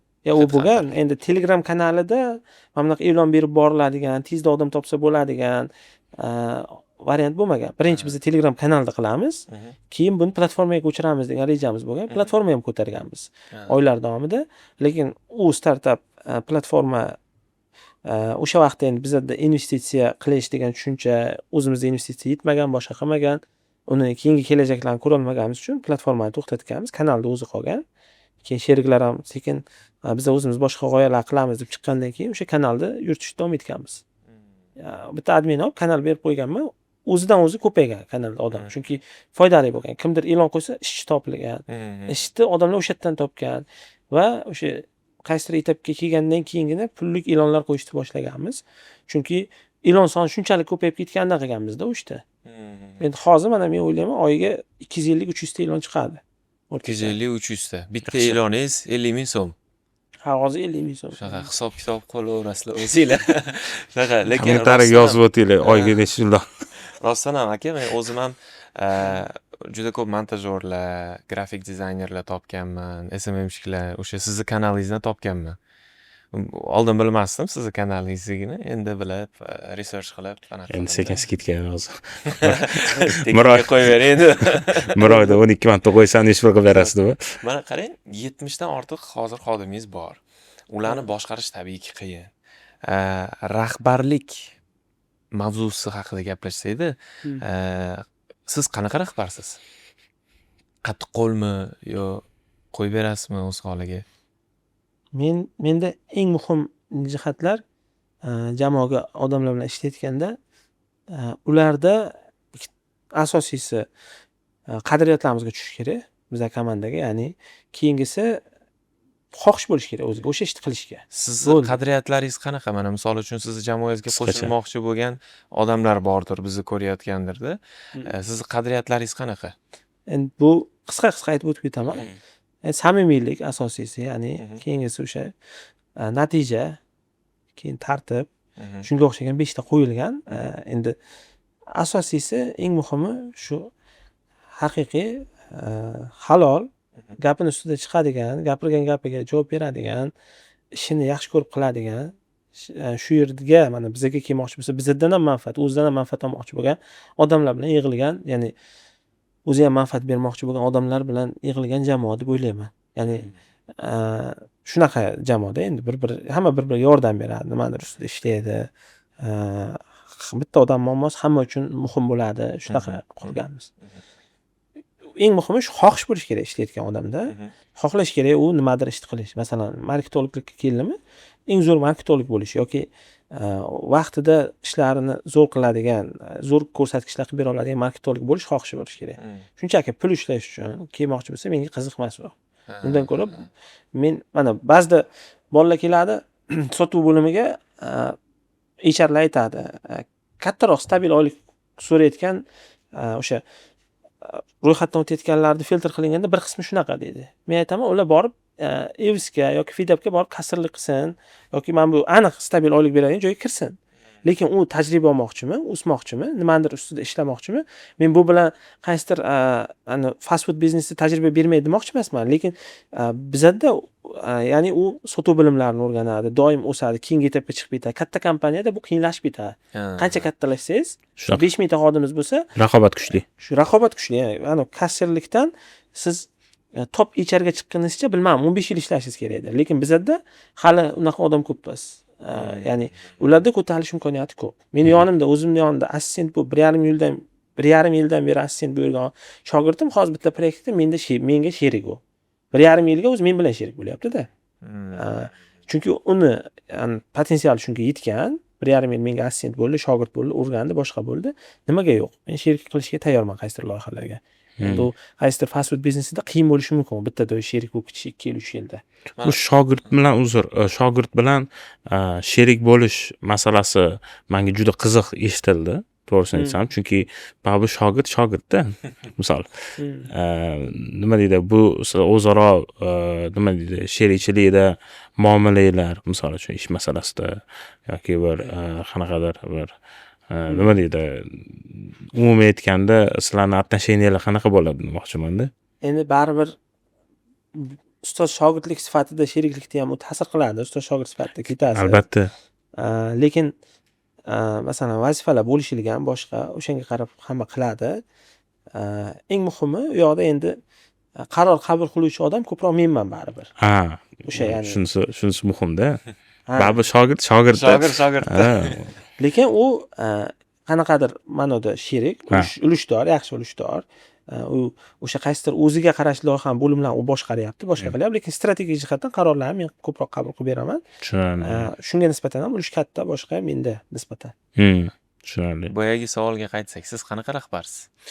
Endi men o'zi qattiq qo'lmasman. Hech qachon jamoada shuncha 4 yildan beri bizda ofis bo'lsa, hech kimga baqirib, stol tepib unaqa qilmaganman. Chunki bitta joyda ishlaganimizda narigi xonadagi rahbar borib stollar tepib baqirib qolardi. Menga juda qiziq tuyulardi. Qanaqa qilib odam shunaqa ishlashi mumkin? Men har doim aniq uni nima xohlayotganini tushunishga harakat qilaman, o'zim nima xohlayotganimni yetkazib berishga harakat qilaman va kelishuvlar qilaman. Ya'ni kelishaman, mana shuni shunaqa qilishimiz kerak. Undan so'rayman, sizga shu to'g'ri keladimi? Vaqtingiz yetadimi? Shuni qilib bera olasizmi? Bo'ldi, qilmadimi so'rayman, nima uchun qilmadingiz? Va'da beruvdingiz, kelishuvni qilish kerak edi. Yana 3 marta imkoniyat beraman, qilmaversa, xohlasa boshqa ishni ko'raversa bo'ladi. Lekin o'sha kerak vaqtda men bo'shataman agar. Lekin rahbarlar masalasida juda ham yaqin do'stim, yaqinda yaxshi kattaroq kompaniyada ishladi, nomini aytmayman.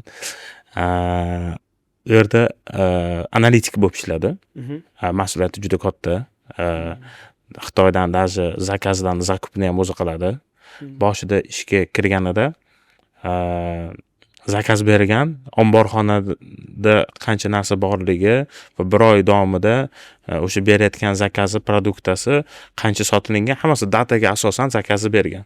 Omborxonadan bitta xodim kelib, kattarog'i menejeri kelib, "Ya bu zakazni san dataga qarab, to'g'ri raqamlarga qarab beryapsan, lekin o'zi mana bunaqa zakaz berilishi kerak bu" deb, uni chalg'itib zakaz boshqacha bergan. Shuning orqasidan xullas haligi kompaniya adashmasam 250 ming, 300 ming dollar puli muzlab qolgan. Haligi narsa kam sotilganda. Shuning orqasidan majlisda rahbari so'kish, baqirish yo'lda qolsin, so'kib, даже uradigan darajada oldiga kelganda. Ya'ni sizda bunaqa holatlar o'zi bo'lib turmasligi kerak, o'zi bo'lib turadimi? Ya'ni eng jahli chiqib ketgan payti bor-ku, mana miya qizib ketib qoladi bo'lgan paytda o'shani nima qilasiz? Shu rasvo qilibsiz deyman bu. Shuni o'zida katta ma'no bor-da. Bolalar aytadi, ko'p aytadi. Men bilan ishlaydiganlar Suhrob aka deydi, urushmay urishadi deydi. Urushmay urishadi. Biz tushunamiz uni deydi. Endi men ko'proq menimcha o'sha majburiyat, e'tibor berish, o'sha emotsional ko'proq ta'sir qilsam kerak deb o'ylayman o'sha. U rostdan e'tibor bermasdan qilgan bo'lsa, lekin siz aytayotgan vaziyatda uni ham aybi yo'q. Shunaqa. Balki endi uni kimga bo'ysunishi, kimga qarash kerakligiga qarab balki xato qilgandir. O'zi bo'ysunish kerak bo'lmagan odamga bo'ysunib o'sha aytgan qilgandir. Lekin menda unaqa narsa yo'q. Endi zapuskda unaqa darajadagi katta muzlab qoladigan pullar bo'lmaydi. Qanaqadir zapusk modeli shunaqaki, siz men boshqa biznes model ko'rmaganman bunaqa. Siz tikkan pulingizni bir oydan keyin 10 barobargacha oqlaysiz. Zo'r ekan, biz ham tikkan pulingiz 10 barobar bo'lib qaytish ehtimoli yuqori. Shuning uchun juda ko'p xatolar zapusklarda kechiriladi odatda. Masalan, bizda ham bo'ladi, masalan, men bilaman komanda. Men agar o'zim o'sha ishni qilsam yaxshiroq qilaman, lekin ba'zida bu pul bilan ko'rinadi. Deylik, bitta oddiy SMS jo'natish ba'zida bizga katta minus olib keladi. Nimaga? U SMS tasdiqlatguncha bitta SMS qilmaganda, qaysidir belgini noto'g'ri kiritgani uchun 3 ta qilib olgan. U 3 ta bo'lib ketgan, lekin u 3 barobar bizdan ko'p pul ichgan. Lekin u bolani ishdan bo'shatib yuborganim yo'q, ishlayapti, lekin aytaman. Tekshiring, ko'ring, qarang. Undan tepadagi odam ham tekshirish kerak bo'ldi. Lekin xatolar bo'lib turadi. Unaqa urishib, so'kib, nimadir qilib yuradigan odat yo'q. Balki bilmadim endi. O'zi unaqa, tabiatim unaqa emas-da. O'zi odatda mana e'tibor bersangiz, eski tadbirkorlar bo'ladi-ku, yosh katta insonlar. Ular juda traditsionniy yo'nalish bilan boshqarishadi. Oldin men o'zim Dedovshinada. men shunaqa deb eshitganman. Yosh kattaroq insonlar eski paytlarda, misol uchun, ular bemalol baqir-chaqir qilib shunaqa muomala degan narsa bo'lmagan deb aytishadi. O'sha shunaqa traditsionniy yo'nalish deb aytamiz-da biz har safar. Va shunaqa o'zi strategiyalar ishlagan ham, lekin qisman ishlagan ham. Rezultat ham qilishgan, lekin hozir paytda endi zamon ko'tarmaydi-yu. Avlodlar o'zgarishi bor-da. Masalan, biz o'zi avlod, masalan, hattoki bizlar komandada ham undan tepadagi avlodlar qiynaladi. Hamma bizda 2001, 2002, 2004, 2005, 6 mana shunaqa odamlar. Ularga ko'proq maqtab, zo'r qilyapsan deb nimadir haligi sarguzashtdek bo'lish kerak. Qachon biz har zapusklarda har bir qanaqadir o'tiramiz, sayohatlarga boramiz, nimadirlar qilamiz, qiziq bo'lish kerak. Mafiya o'ynaydi, boshqa qiladi. Menimcha hozir unaqa boshqaruvni ko'tarmasa kerak deb o'ylayman. Men ham yaqinda bitta kompaniyaga borib qoldim, boshqa ish masalasida. Endi bitta rahbar shunaqa so'kyapti telefonda, boshqa xonada. Eshitilib turibdi-da. So'kmagan so'z qolmadi. Men o'zi hayotimda uncha-munchaga hech kimni so'kmayman-da. So'kmaganman. Hech bir borib mana shunaqa qilsan deb uyda ham даже. Chunki bizda qoida bo'lgan, yoshlikdan dadam shunaqa qoida qilgan. Uyda so'kish mumkin emas bolalarga. Endi o'zi so'kkan bo'lishi mumkin, qaysidir paytlarda umuman shunaqa tarbiyalanganmiz-da. Tarbiya shunaqa bo'lgan. To'g'ri. Mana zapusk haqida gapirsak, chuqurroq gapirsak, men eshitishim bo'yicha siz bitta IT mutaxassisni Instagramda bor yo'g'i 1000 tami 2000 ta obunachisi bo'lgan ekan. Lekin siz o'shani 1 milliard so'mlik zapusk qilgan ekansiz. Bitta aytchi ekan, shu haqida batafsil aytsangiz, misol uchun zapusk temasiga mana chuqurroq kirsak. Zapusk nima o'zi, misol uchun, qanaqa qilib o'sha milliardlik zapuskni qilsa bo'ladi? Tushundim. O'zi zapusk bu ko'p navbat yaratib, navbat hosil qilib sotish. Masalan, o'sha navbat hosil qilish etapi bu o'sha zapusk orqali bo'ladi, nechtadir qadamlar orqali bo'ladi. Masalan, restoran bo'lsa ham o'sha yerda o'zi 100 ta o'rin bor, lekin 1000 ta odam navbatda turibdi. Mana shunaqa narsa hosil qilishda o'zi Talash bo'lish kerak. Tezroq kirishim kerak. Mana har yili Apple zapusk qiladi, kim qaysidir soatlar zapusk qiladi. Masalan, yaxshi puli bor odamlar ham borib soatlab birinchi iPhone 17 ni Pro Max'ni olish uchun 6 soatlab ko'chada uzoq navbatga turadi. Ularga ham zapusk qanaqa? Birinchi u telefon blogerlarga beradi, hamma joyda PR qiladi, blogerlar ishlatadi, u storieslarda, Instagramda qo'yadi, hammaga qiziq bo'lishni boshlaydi. Har xil yangi funksiyalarni ko'rsatadi, boshqa qiladi. Undan keyin bitta joyga to'plab Apple taqdimot qiladi. YouTube'da bir 15 million odam ko'rib o'tirgan bo'ladi butun dunyodan. Bo'ldi, sotuv ochildi. Mana bu uni ham aytadi. Bir haftadan keyin mana bu joyda ochiladi, mana bu do'konlarda misol. Ketdi o'sha Dubayda navbat, u yoqda navbat, bu yoqda navbat. Shunaqa narsa o'zi zapisk. Shuni marketing, sotuv, boshqaruv mana shu 3 ta etap orqali va produkt deylik, o'sha produkt. Masalan, yaxshi produktingiz ham bo'lishi kerak. 4 ta etap orqali qurish.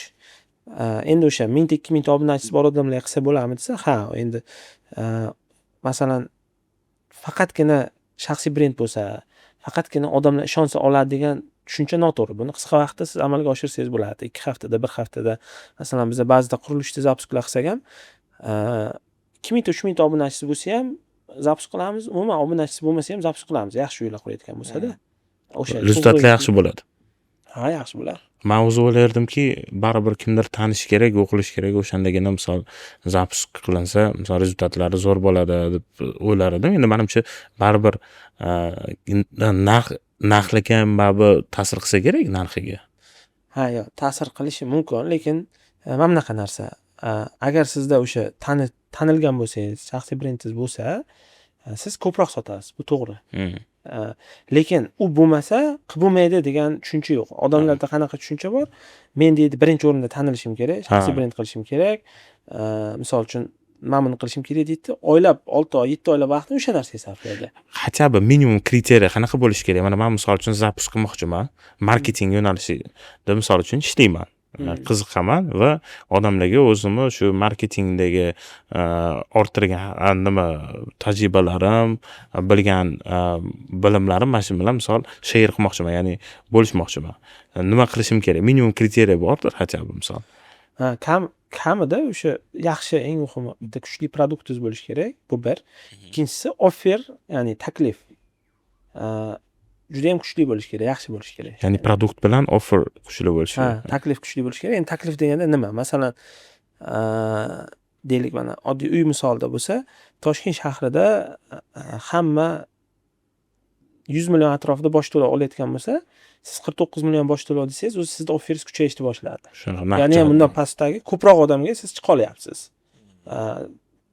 Ta'lim zapusklarida ham shunaqa. Keyingisi eng muhimi zapuskning jarayonlari bor. 12 ta qadam bo'lsa, o'sha to'g'ri ishlash kerak va siz pul tikishingiz kerak. Buni ham formulasi bor o'zini. Qadam aniq formula emas, lekin mana shu yo'llardan o'tish kerak degan. Masalan, birinchi o'rinda siz auditoriyani chuqur analiz qilasiz. Ularga nima kerak? Masalan, marketing bo'yicha zapusk qilmoqchimisiz? Marketolog bo'lmoqchi bo'lgan auditoriyani analiz qilasiz. Sizda qayerdan olasiz u auditoriyani? Shu kanallarda bo'limcha, Telegram kanal. Ya'ni o'zingizda agar obunachilaringiz bo'lsa, misol 1000 ta, 500 ta bo'lsa, o'shalardan olasiz. Bir sizlar bilan suhbat qilmoqchiman, oxirida konsultatsiya ham beraman, ro'yxatdan o'tinglar desangiz, 15-20 ta odam ro'yxatdan o'tadi. Umuman bo'lmasa, qanaqadir marketing bo'yicha yuritilayotgan kanallarga pullik reklama qo'yishingiz mumkin. yoki target yoqishingiz mumkin. Mana shunaqa konsultatsiya qilyapmiz, undan oldin seni o'rganmoqchimiz. Mana formani to'ldir. U to'ldirib chiqsa, keyin sizni o'zingizga to'g'ri kelsa u, masalan deylik, umuman marketingga bog'liq bo'lmagan odam to'ldirib qo'ydi. O'zi nima uchun to'ldirganini tushunmayapti telefon qilsangiz. Marketingga qiziqish yo'q, u bilan kastiv qilishingiz yoki auditoriya analiz qilishingiz shart emas. Eng kamida shunaqa qilish kerak. ITchi aka misolida oladigan bo'lsak, u akani Instagramda 1000-2000 ta obunachisi bo'lgan, ko'pchilik tanimagan uni. Почти deyarli hech kim tanimagan, lekin 1 milliardlik sotuv bo'lgan. Qanaqa nimalar qilgansiz uning uchun? Shu analiz qilganmiz. U bizda endi oldindan baza bo'lgan, IT kurslar sotganmiz-ku, o'shaning uchun ularda auditoriya analizi, keyin raqobatchilar analiz qilasiz. Kimlar bor, qanaqa kurs sotyapti. Ulardan kuchliroq offer yaratasiz. Keyin o'sha reklamaga yaxshigina pul summa sarflaysiz. Ko'pchilikning muammosi reklamaga keraklicha summa sarflamaydi deb o'ylayman. Ya'ni targetga. Bu faqat reklama target emas. Misol uchun Instagram target bo'lishi mumkin. Telegramda qanaqadir kanalga reklama chiqarishingiz mumkin. Telegram Ads yoqtirishingiz mumkin. Undan tashqari bitta blogerga reklama berishingiz ham bu reklamaga umumiy ko'p pul sarflamaydi. Muammo shu, ko'pchilikda ko'rgan. Misol qanaqa biznesda bo'lsa ham chuqur kirsa, nimaga sotuv bo'lmayapti desa, reklamaga kuchli pul sarflamayotgan bo'ladi. Mana bitta misol aytaman. So'qoq somsa bor. Ko'k somsa. Bitta so'qoqlik aka to'yga borgan payti shu spor bilan anaqadir, ha, men ochalaman degan biznesmen tadbirkor aka. Endi qishloqdoshlar aytgan, shu biz o'zi so'qoqdamiz, bor so'qoq somsa ochdigan, bo'ldi ochaman deb kelib ochgan. Endi u marketing juda yaxshi tushunadigan tadbirkor bo'lgan. Har oy $10,000 reklamaga pul sarflaydi. Hozir undan ham ko'p bo'lgandir. O'sha keldi, yaxshi so'qoq somsa qildi, reklamaga zo'r pul sarflashni boshladi. Boshida 2,000, 3,000, 4,000 ketdi, 10,000. Produkt ham zo'r bo'lgan. Produkt yaxshi, ha, o'sha chesiz o'zi hamma material so'qoqdan keladi, yaxshi oshpazlar olib kelgan. Kuniga bir vaqt o'zida deydi 8 tami, 6 tami tandir ishlaydi. Kuniga shunaqa katta so'qoq somsa sotadi. Navbat deydi. Bu tarafi ham navbat, bu tarafi ham navbat. Bu Toshkent shahridami? Ha, Toshkent shahrida. Ha, bir eshitdim. Keyin nima raqobatchilar ham ko'payib ketdi-yu, bir ikkita kafelar keyin soqoq somsa qo'yardi. Ha, U bo'lib shunaqa. keyin yana ko'payib maymun biznes bo'lib ketib qoldi keyin. Shunaqa bo'lgan, lekin baribir hozir topdi. U nimaga desa, o'sha ochganlar ham u darajada reklamni budjet Shunaqa. sarflamaydi. Ular tushunmaydi. Yaxshi. O'sha yonidagilar ochgan, yonidagilarda ham bu olyapti. Tushunsiz, u yana ham kengaytiryapti-da biznesini. Yonidagilar zo'r yuritilmagandan keyin baribir sotadi. Mana siz Shuhrat aka bardakcha yurg'izasizda, necha pul sarflaysiz reklamaga? Men juda minimum sarflayman, lekin effektini maksimum olishga harakat qilaman. Necha pul sarflaysiz? Hop $700 sarflayman. Oyiga $700 sarflaysiz. Oyiga $700. Nechta xodimingiz bor? 70 ta atroflari. Nechta filialingiz bor? 3 ta filialimiz bor. Hozir 4-filialni ochyapmiz. Severniy vokzal tarafdan. Suhrob aka, bu qanchalik to'g'ri bu? $700 sarflash. 4 ta filiali bor, 70 ta xodimi bor. Endi Agar agar qanaqa risklari bor? mana eng muhimi reklama sarflangani bilan ishlab chiqarish yetib berish kerak bu narsada. Ya'ni o'sha xodimlar, servis, o'sha faqat choy sotayotgan bo'lsangiz, o'sha yetarlicha choy, qancha odam ko'p kelsa o'shani ko'tara oladigan joy, mana shu ishlab chiqarish sizda shu bo'layotgan bo'lsa, deylik, o'sha yetmasa, bu to'g'ri bo'lishi mumkin. Lekin qolib ketayotgan bo'lsa, ko'proq sarflash kerak. Endi zapusklarda nima uchun ko'p sarflanadi? Bizda unaqa ishlab chiqarishdan biza xohlagancha juda tez masshtablasha olamiz-da. Misol uchun 1000 ta odamni ham o'qita olamiz. Shunga oldindan tayyorgarlik ko'rib plan qilsak, 1-2 oyda uni tayyorlay olamiz. Masalan, 1000 ta odamni o'qitish uchun 50 ta ustoz kerak bo'lsa, 2 oy oldin 50 ta ustozni amaliyotdan o'tkazib, rekruting qilib, HR ishlatib, tayyor qilib qo'yamiz-da produkt jihatdan. Endi bular bizatchalik reklamni budjet sarflasa, uncha katta masshtab ko'tarilmay qolishi mumkin, 4 ta filial. Shunaqa. Endi bizda o'zi odatda qanaqa ishlanadi? Biza hozir mana shu $700 deb aytgan summani men misol boshqa agentstva bilan ishlaydigan bo'lsam, mana Murodjon agentstvalar bilan ishlaydigan bo'lsam, menga $1,500 tushadi bu oyga. Endi men misol uchun o'zi azaldan beri ishlab keladigan videograflarim bor, keyin bitta copywriter sinimiz borlar. Ular bilan birga biza misol copywriter, videograf va ssenariy misol uchun men yozib beraman. Shu bilan bo'lib, nima deydi, Instagramda faqat aksariyat holatda Instagramda ishlaymiz. Telegramga вообще e'tibor bermaymiz. U holatda biz Instagramni xullas algoritmini yaxshi tushunib olganmiz deb bilaman. Ya'ni hook masalalari, shu undan keyin qiziqarli kontentlar chiqarish, unique, ya'ni noodatiy kontentlar chiqarish, yondashuvlarni sal boshqacharoq qilish degan narsalarga bir orada juda qiziqib ketdik. Shu sabab menimcha biz kamroq investitsiya qilsak kerak deb bilaman. Ya'ni o'sha summani po maksimum chiqarishga harakat qilamiz-da. Lekin shunga yarasha demaylik. Odamingiz rosa ko'p-da. Misol uchun o'zimda olib qarasangiz 4 ta filiali bor, katta-da bular joyi ham. $700 kamdek tuyuladi, lekin odami вообще ko'p-da, чересчур ko'p. Misol uchun biz borsak, joy topishga qiynalib qolamiz. Bu degani misol uchun har doim ham reklamni byudjetga ham qaramaydi deganimi shunda? Ya o'zi aslida qaraydi ham, qaramaydi ham deb qarasalar. Nima uchun desa, u bular maqsadiga bog'liqda.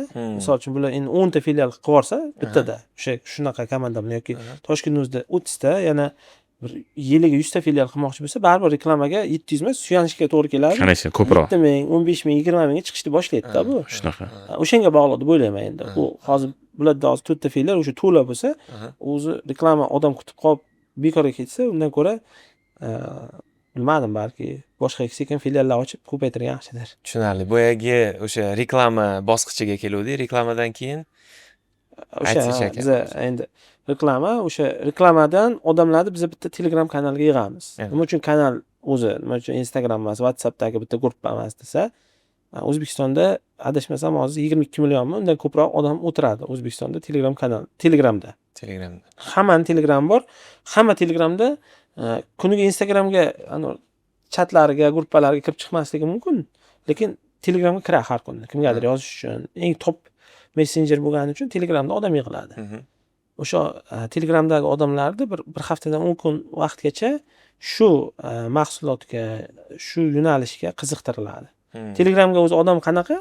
Masalan, deylik, bular misol bardak choy bo'lsa, bular e'lon qilsa, men ikkita bardak choyni bugun kelganlarga bepul beraman desa, tatib ko'rish uchun odam ko'payishi mumkin-da. Xuddi shunaqa. Bizda ham ikkita bepullar sizlarga tekin. O'zbekistonda bepul degan so'z juda kuchli ishlaydi. Juda. Skidka, bepul, arzon, masalan, bekorga emas, ham qanaqadir kiyim do'konlari skidka qilib ko'p tovarlar sotishida, hattoki katta bizneslar ham. Keyin o'sha kanalda shu sohaga bog'liq og'riqlari, muammolari, ehtiyojlaridan kelib chiqib, biz ularga tekstlar yozib, ular qizdiramiz. Va shu mutaxassisga nisbatan ham. Bu qizdirish etapi o'sha katta shaxsiy brend bo'lmasa ham, ular tanib olib, ular ishonishiga olib keladi. Keyin ikkita bepul dars beriladi, u yoqda ham qizdirish etapi ketadi, ya'ni ekspert tanishtiriladi, sotilayotgan kursda mutaxassisi, u dars o'tadi, u dars o'tganini ko'rib, ha, bu yaxshi dars o'tadigan odam ekan, demak, nimadir o'rgansam bo'lar ekan deydi. O'zi bepul narsa olgandan keyin odamlarda baribir bu psixologiyaga qarasa ham berishni xohlaydi, baribir olgan odam berishni xohlaydi. Bir qismi keyin oxiri baribir kurs sotib oladi. Shunaqa keyin sotuv ketadi. Zapskoplar. Aka, uzr gapingizni bo'ldim. Progreff masalasi bo'yicha juda ko'pchilik zapskchilar bilan gaplashsam, progreff juda ham muhim deydi. O'zi progreffda qanaqa bosqichlar bo'lishi kerak? Nimalar berilishi kerak o'zi auditoriyaga sotib olishi uchun? Mana misol progreff muhim deydi, lekin zapskda aslida hammasi muhimda. Qaysidir etap yaxshi bo'lmasa ham yaxshi bo'lmasligi mumkin. Misol progreffchi zo'r progreff qilgani bilan, lekin auditoriya o'rganilmagan bo'lsa, umuman noto'g'ri segmentga u progreff qilib qo'yishi mumkin. O'shaning hisobiga u yaxshi bo'lmasligi mumkin-da. Endi o'sha progreffda eng muhim etaplari, progreff qilayotgan odam copywritingni zo'r bilishi kerak. Ya'ni fikrini oddiy tilda odamlarga yetkaza olish kerak. Keyin o'sha eng kastev, raspakovka degan tushunchalar bor. Shu ikkalasi unda bo'lishi kerak. Shulardan kelib chiqib va shu bepul darsga ko'proq progreff qilib borish kerak, kir bepul darsga deb. Mana qurilish yo'nalishi bo'yicha zapsklarni qachon boshlagansizlar? Qurilishda noyabrdan. Birinchisi o'sha Chinor bo'ldi, to'g'rimi? Ha, Birinchisi Chinor bo'ldi. 7-8 oy bo'lgan. 7-8 oyning ichida 30 million dollardan ko'proq sotuv qilgansizlar. Shunga yaqin, shu atrofi yoki undan ko'proq shunaqa. Mana 30 million dollar sotuv qilgan odam sifatida qurilishda o'sha zapskdami yoki вообще umumiy sotuvidami e'tibor berish kerak bo'lgan 3 ta narsani sanab bering. Ha, bo'ldi. Birinchi 30 millionga to'xtalsak, 30 million u quruvchining kassasiga tushgan pul emas. Misol, quruvchining kassasiga men hozir aniq bilmayman, 8 million tushgandir, 10 million tushgandir umumiy. Umumiy uylar sotuvi. Endi oyma-oy to'lab buni yopib boradi qolgan pulini. 30 million shunaqa tushum. Buni yana kimdir ko'rayotgan bo'lsa, 30 million pul topdi yoki o'zi pul topdi deb tushunmadim. Biz unaqa pul topganmiz. Kim yana soliqdan kelmasin hozir. Endi quruvchilarga qilib berganmiz, borib bemalol quruvchilar tekshirishi mumkin. Hammasi o'sha rasmiy pullarni to'g'ri ma'noda olgan. Endi 3 ta nima dedingiz? Xatolik dedingizmi? 3 ta e'tibor berish kerak bo'lgan narsa. Mana misol uchun bir xil qurilish kompaniyalarini bilaman, sotuvlari yaxshi emas. Misol uchun sotuvi даже mana eshitganman, sizlar yangi olgan loyihani, misol uchun qaysidir loyihalari sotilmay qolgan, ilija sotuvga qiynaladigan, qiynalgan paytlari ham bo'lgan deb eshitganman-da, misol uchun. Mana quruvchilar o'sha nimalarga e'tibor berish kerak yaxshi sotuv qilish uchun? Birinchisi, o'sha ular eng muhimi raqobatchilar yaxshi analiz qilishni o'rganish kerak. Biz qurilish zapusklarida raqobatchilar juda kuchli analiz qilamiz. Kerak bo'lsa 5 kilometr radiusdagi hamma loyihalar o'rganib chiqadi-da bolalar komanda. Nimalarni o'rganasiz? Narx nechta pul, nechta qanaqa uy qurilyapti, qanaqa afzalliklar bor, remontli, remontsiz, necha oyga bo'lib to'lashga beryapti, offer qanaqa, bosh to'lov qanaqa, hammasi o'rganiladi. Nima o'sha sotuv bo'limida nima ma'lumotlar bo'lsa, hammasi o'rganiladi. Shu narsani o'zi ham sizga katta bir ochib beradi-da. Siz tasavvur qiling, sizni atrofingizdagilar yaxshi taklifda sotyapti. Sizda bir undan katta afzalligingiz yo'q, chunki sizni katta shaxsiy brendingiz yo'q. Siz nimadir building emassiz. Misol deylik yoki qaysidir deylik energy emassiz. O'sha shaxsiy brendga juda yoki o'sha kompaniya brendiga katta ishlayotgan odam emassiz. Nima uchun sizdan olish kerak? Yana boshqalardan qimmatroq sotmoqchisiz. Boshqalardan ko'ra noqulay offer bilan, ya'ni kuchsiz offer bilan sotmoqchisiz. Yana reklamaga ko'p pul sarflamaysiz. Birinchisi o'sha raqobatchilar analiz qilib, eng kamida o'sha atrofdagidek narxni ushlashingiz kerak. Ikkinchisi shu, ya'ni birga taqaladi, o'sha bir deb olaveraylik, offer deylik, o'sha raqobatchilar analiz qilasiz, kuchli offer tayyorlaysiz. Lekin bu sizni analizga nima edi? Modelingizga, film modelingizga to'g'ri kelishi kerak. Biz bitta kompaniya bizga chiqdi, qurilish bo'yicha zapus qilib berdi, deyapti. Atrofdagilardan ancha qimmat narxda sotmoqchi-da. Masalan, u aytayapti, o'rtacha 20 million sotmoqchiman. Atrofida kvadrat metr narxini. Atrofida o'rtacha 13-14 million. Nima uchun 20 million sotmoqchisiz desak, biz hisoblab chiqdik, qolgan uyimizda o'sha 20 milliondan sotsakkina qurilishga pulimiz yetar ekan. Javob shunaqa bo'lyapti-da ularda. Fin model noto'g'ri qilinganmi shunda? Ular tushgan oldinga tushgan pullar qanchadir qismini boshqa joyga sarflaganda. Sarf xarajatlar noto'g'ri bo'lgan. Noto'g'ri bo'lgan, endi qurib olish uchun o'sha 45 dan qimmat sotish kerak. Yoki ko'chadan investitsiya olib kelish kerak. Unaqa qilib o'ylab sotib bo'lmaydi-da. Piramida qilyaptimi shunda?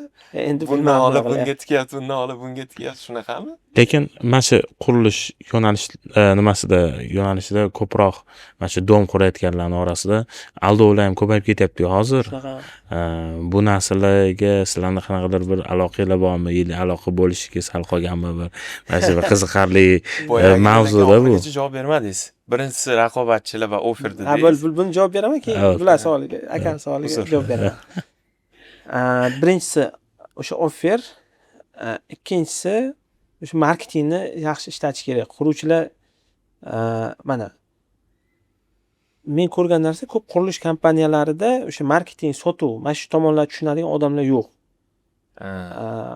Quruvchi kim nima desa ishonadi, masalan. Shuning uchun ba'zi SMMchilar mashinnik deb o'ylaydi.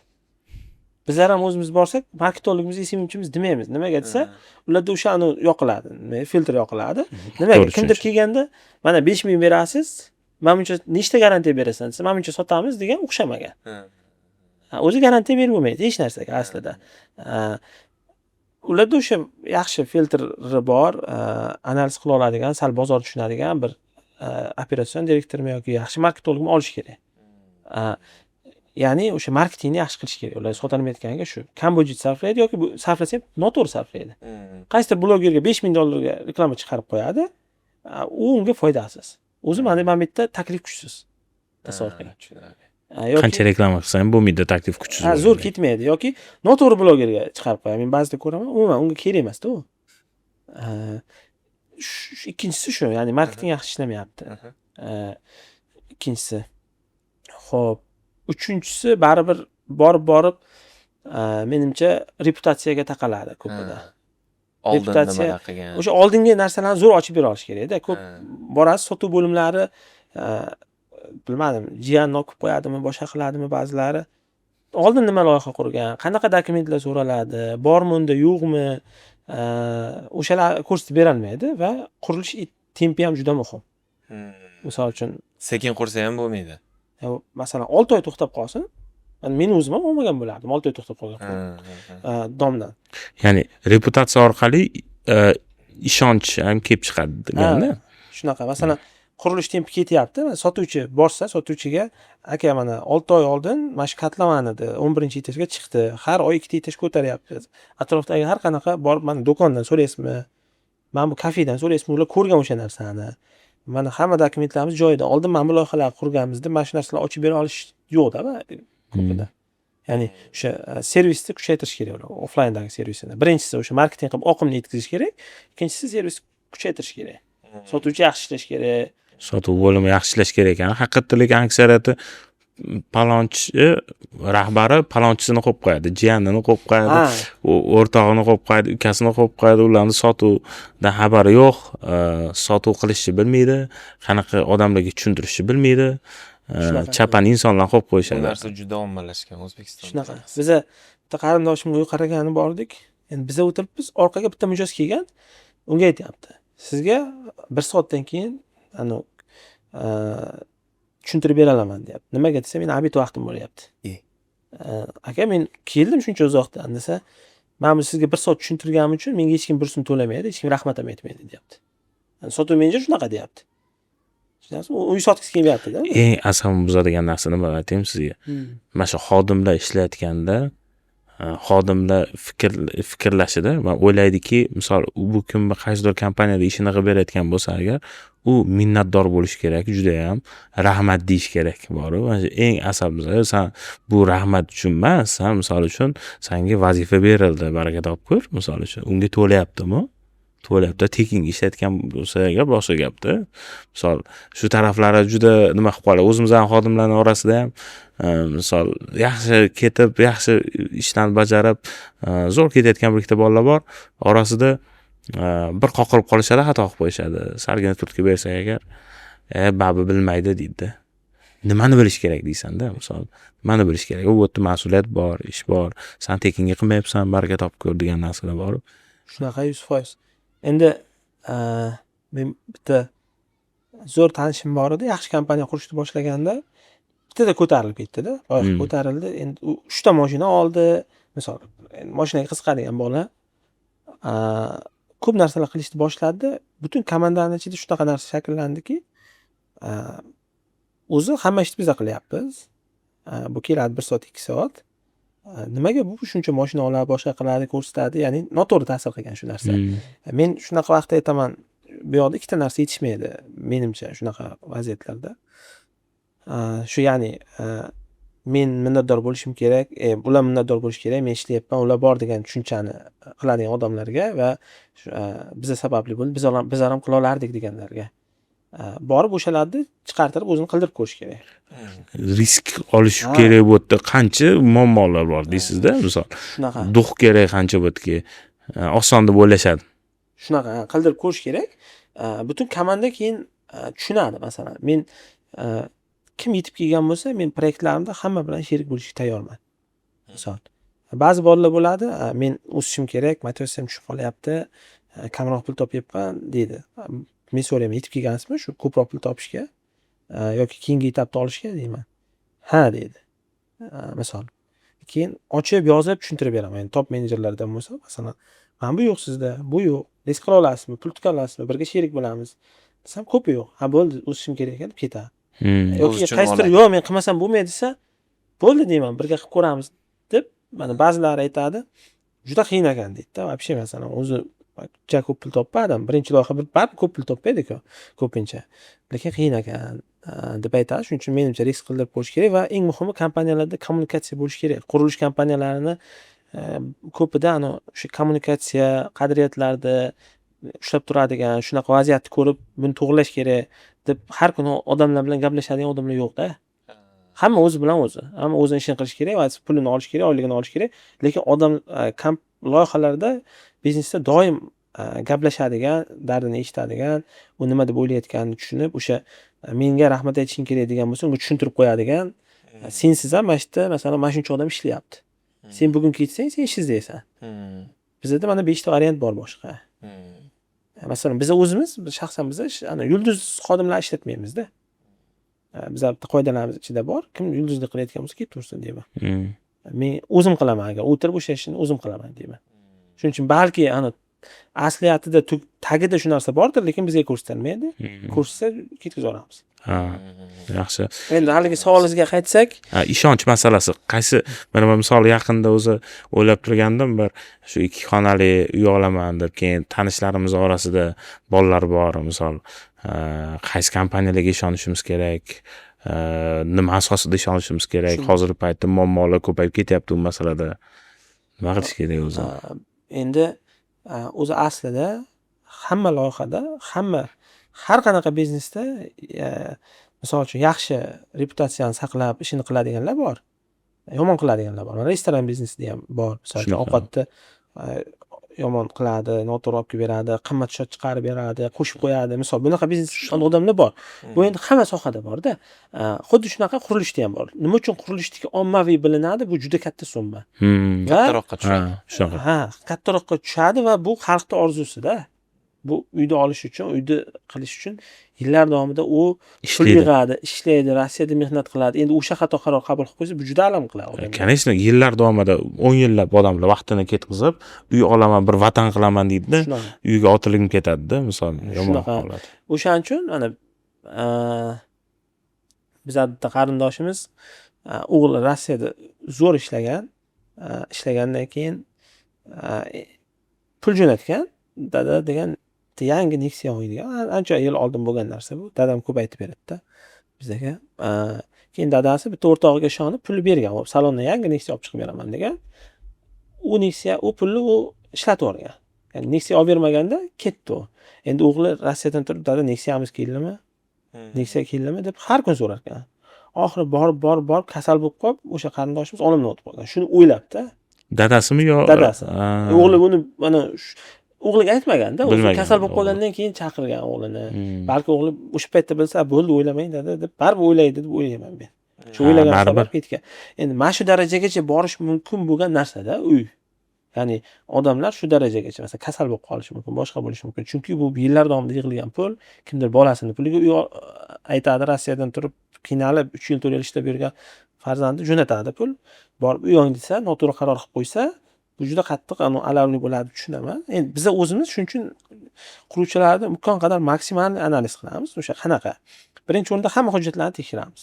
Hmm. Masalan, u o'zi mana qurilishga hujjati bo'lmagan qurayotganlar ham ko'p-da. Shunaqa. Ana biz hamma hujjatini yurist tanishimiz bor, unga beramiz. O'sha tekshirib bergani uchun o'sha qanaqadir summa beramiz. Manfaatini. Hammasini tekshirib chiqadi. Bitta kompaniyani tekshiryapmiz. Endi biz tushunmaymiz, u tekshiryapti-da. So'rab hamma narsa to'g'ri, lekin bu yerni garovga qo'yib, yer o'ziga bankdan kredit olgan.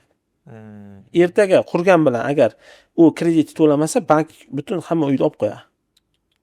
Biz unaqalar bilan ishlamaymiz. Sal filtr bo'lishi kerak, men o'ylayman. Birinchi o'rinda hamma kim ishlayotgan bo'lsa, endi xuddi shu filtr eng muhimi olayotgan odamlarda bo'lishi kerak.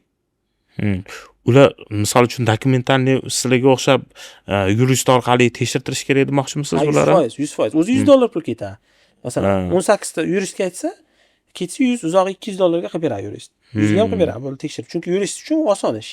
Lekin bizlar uchun yuridik ish qiyin, misol. Shunaqa mukammal narsadek tuyuladi biz miyada misol. Ha.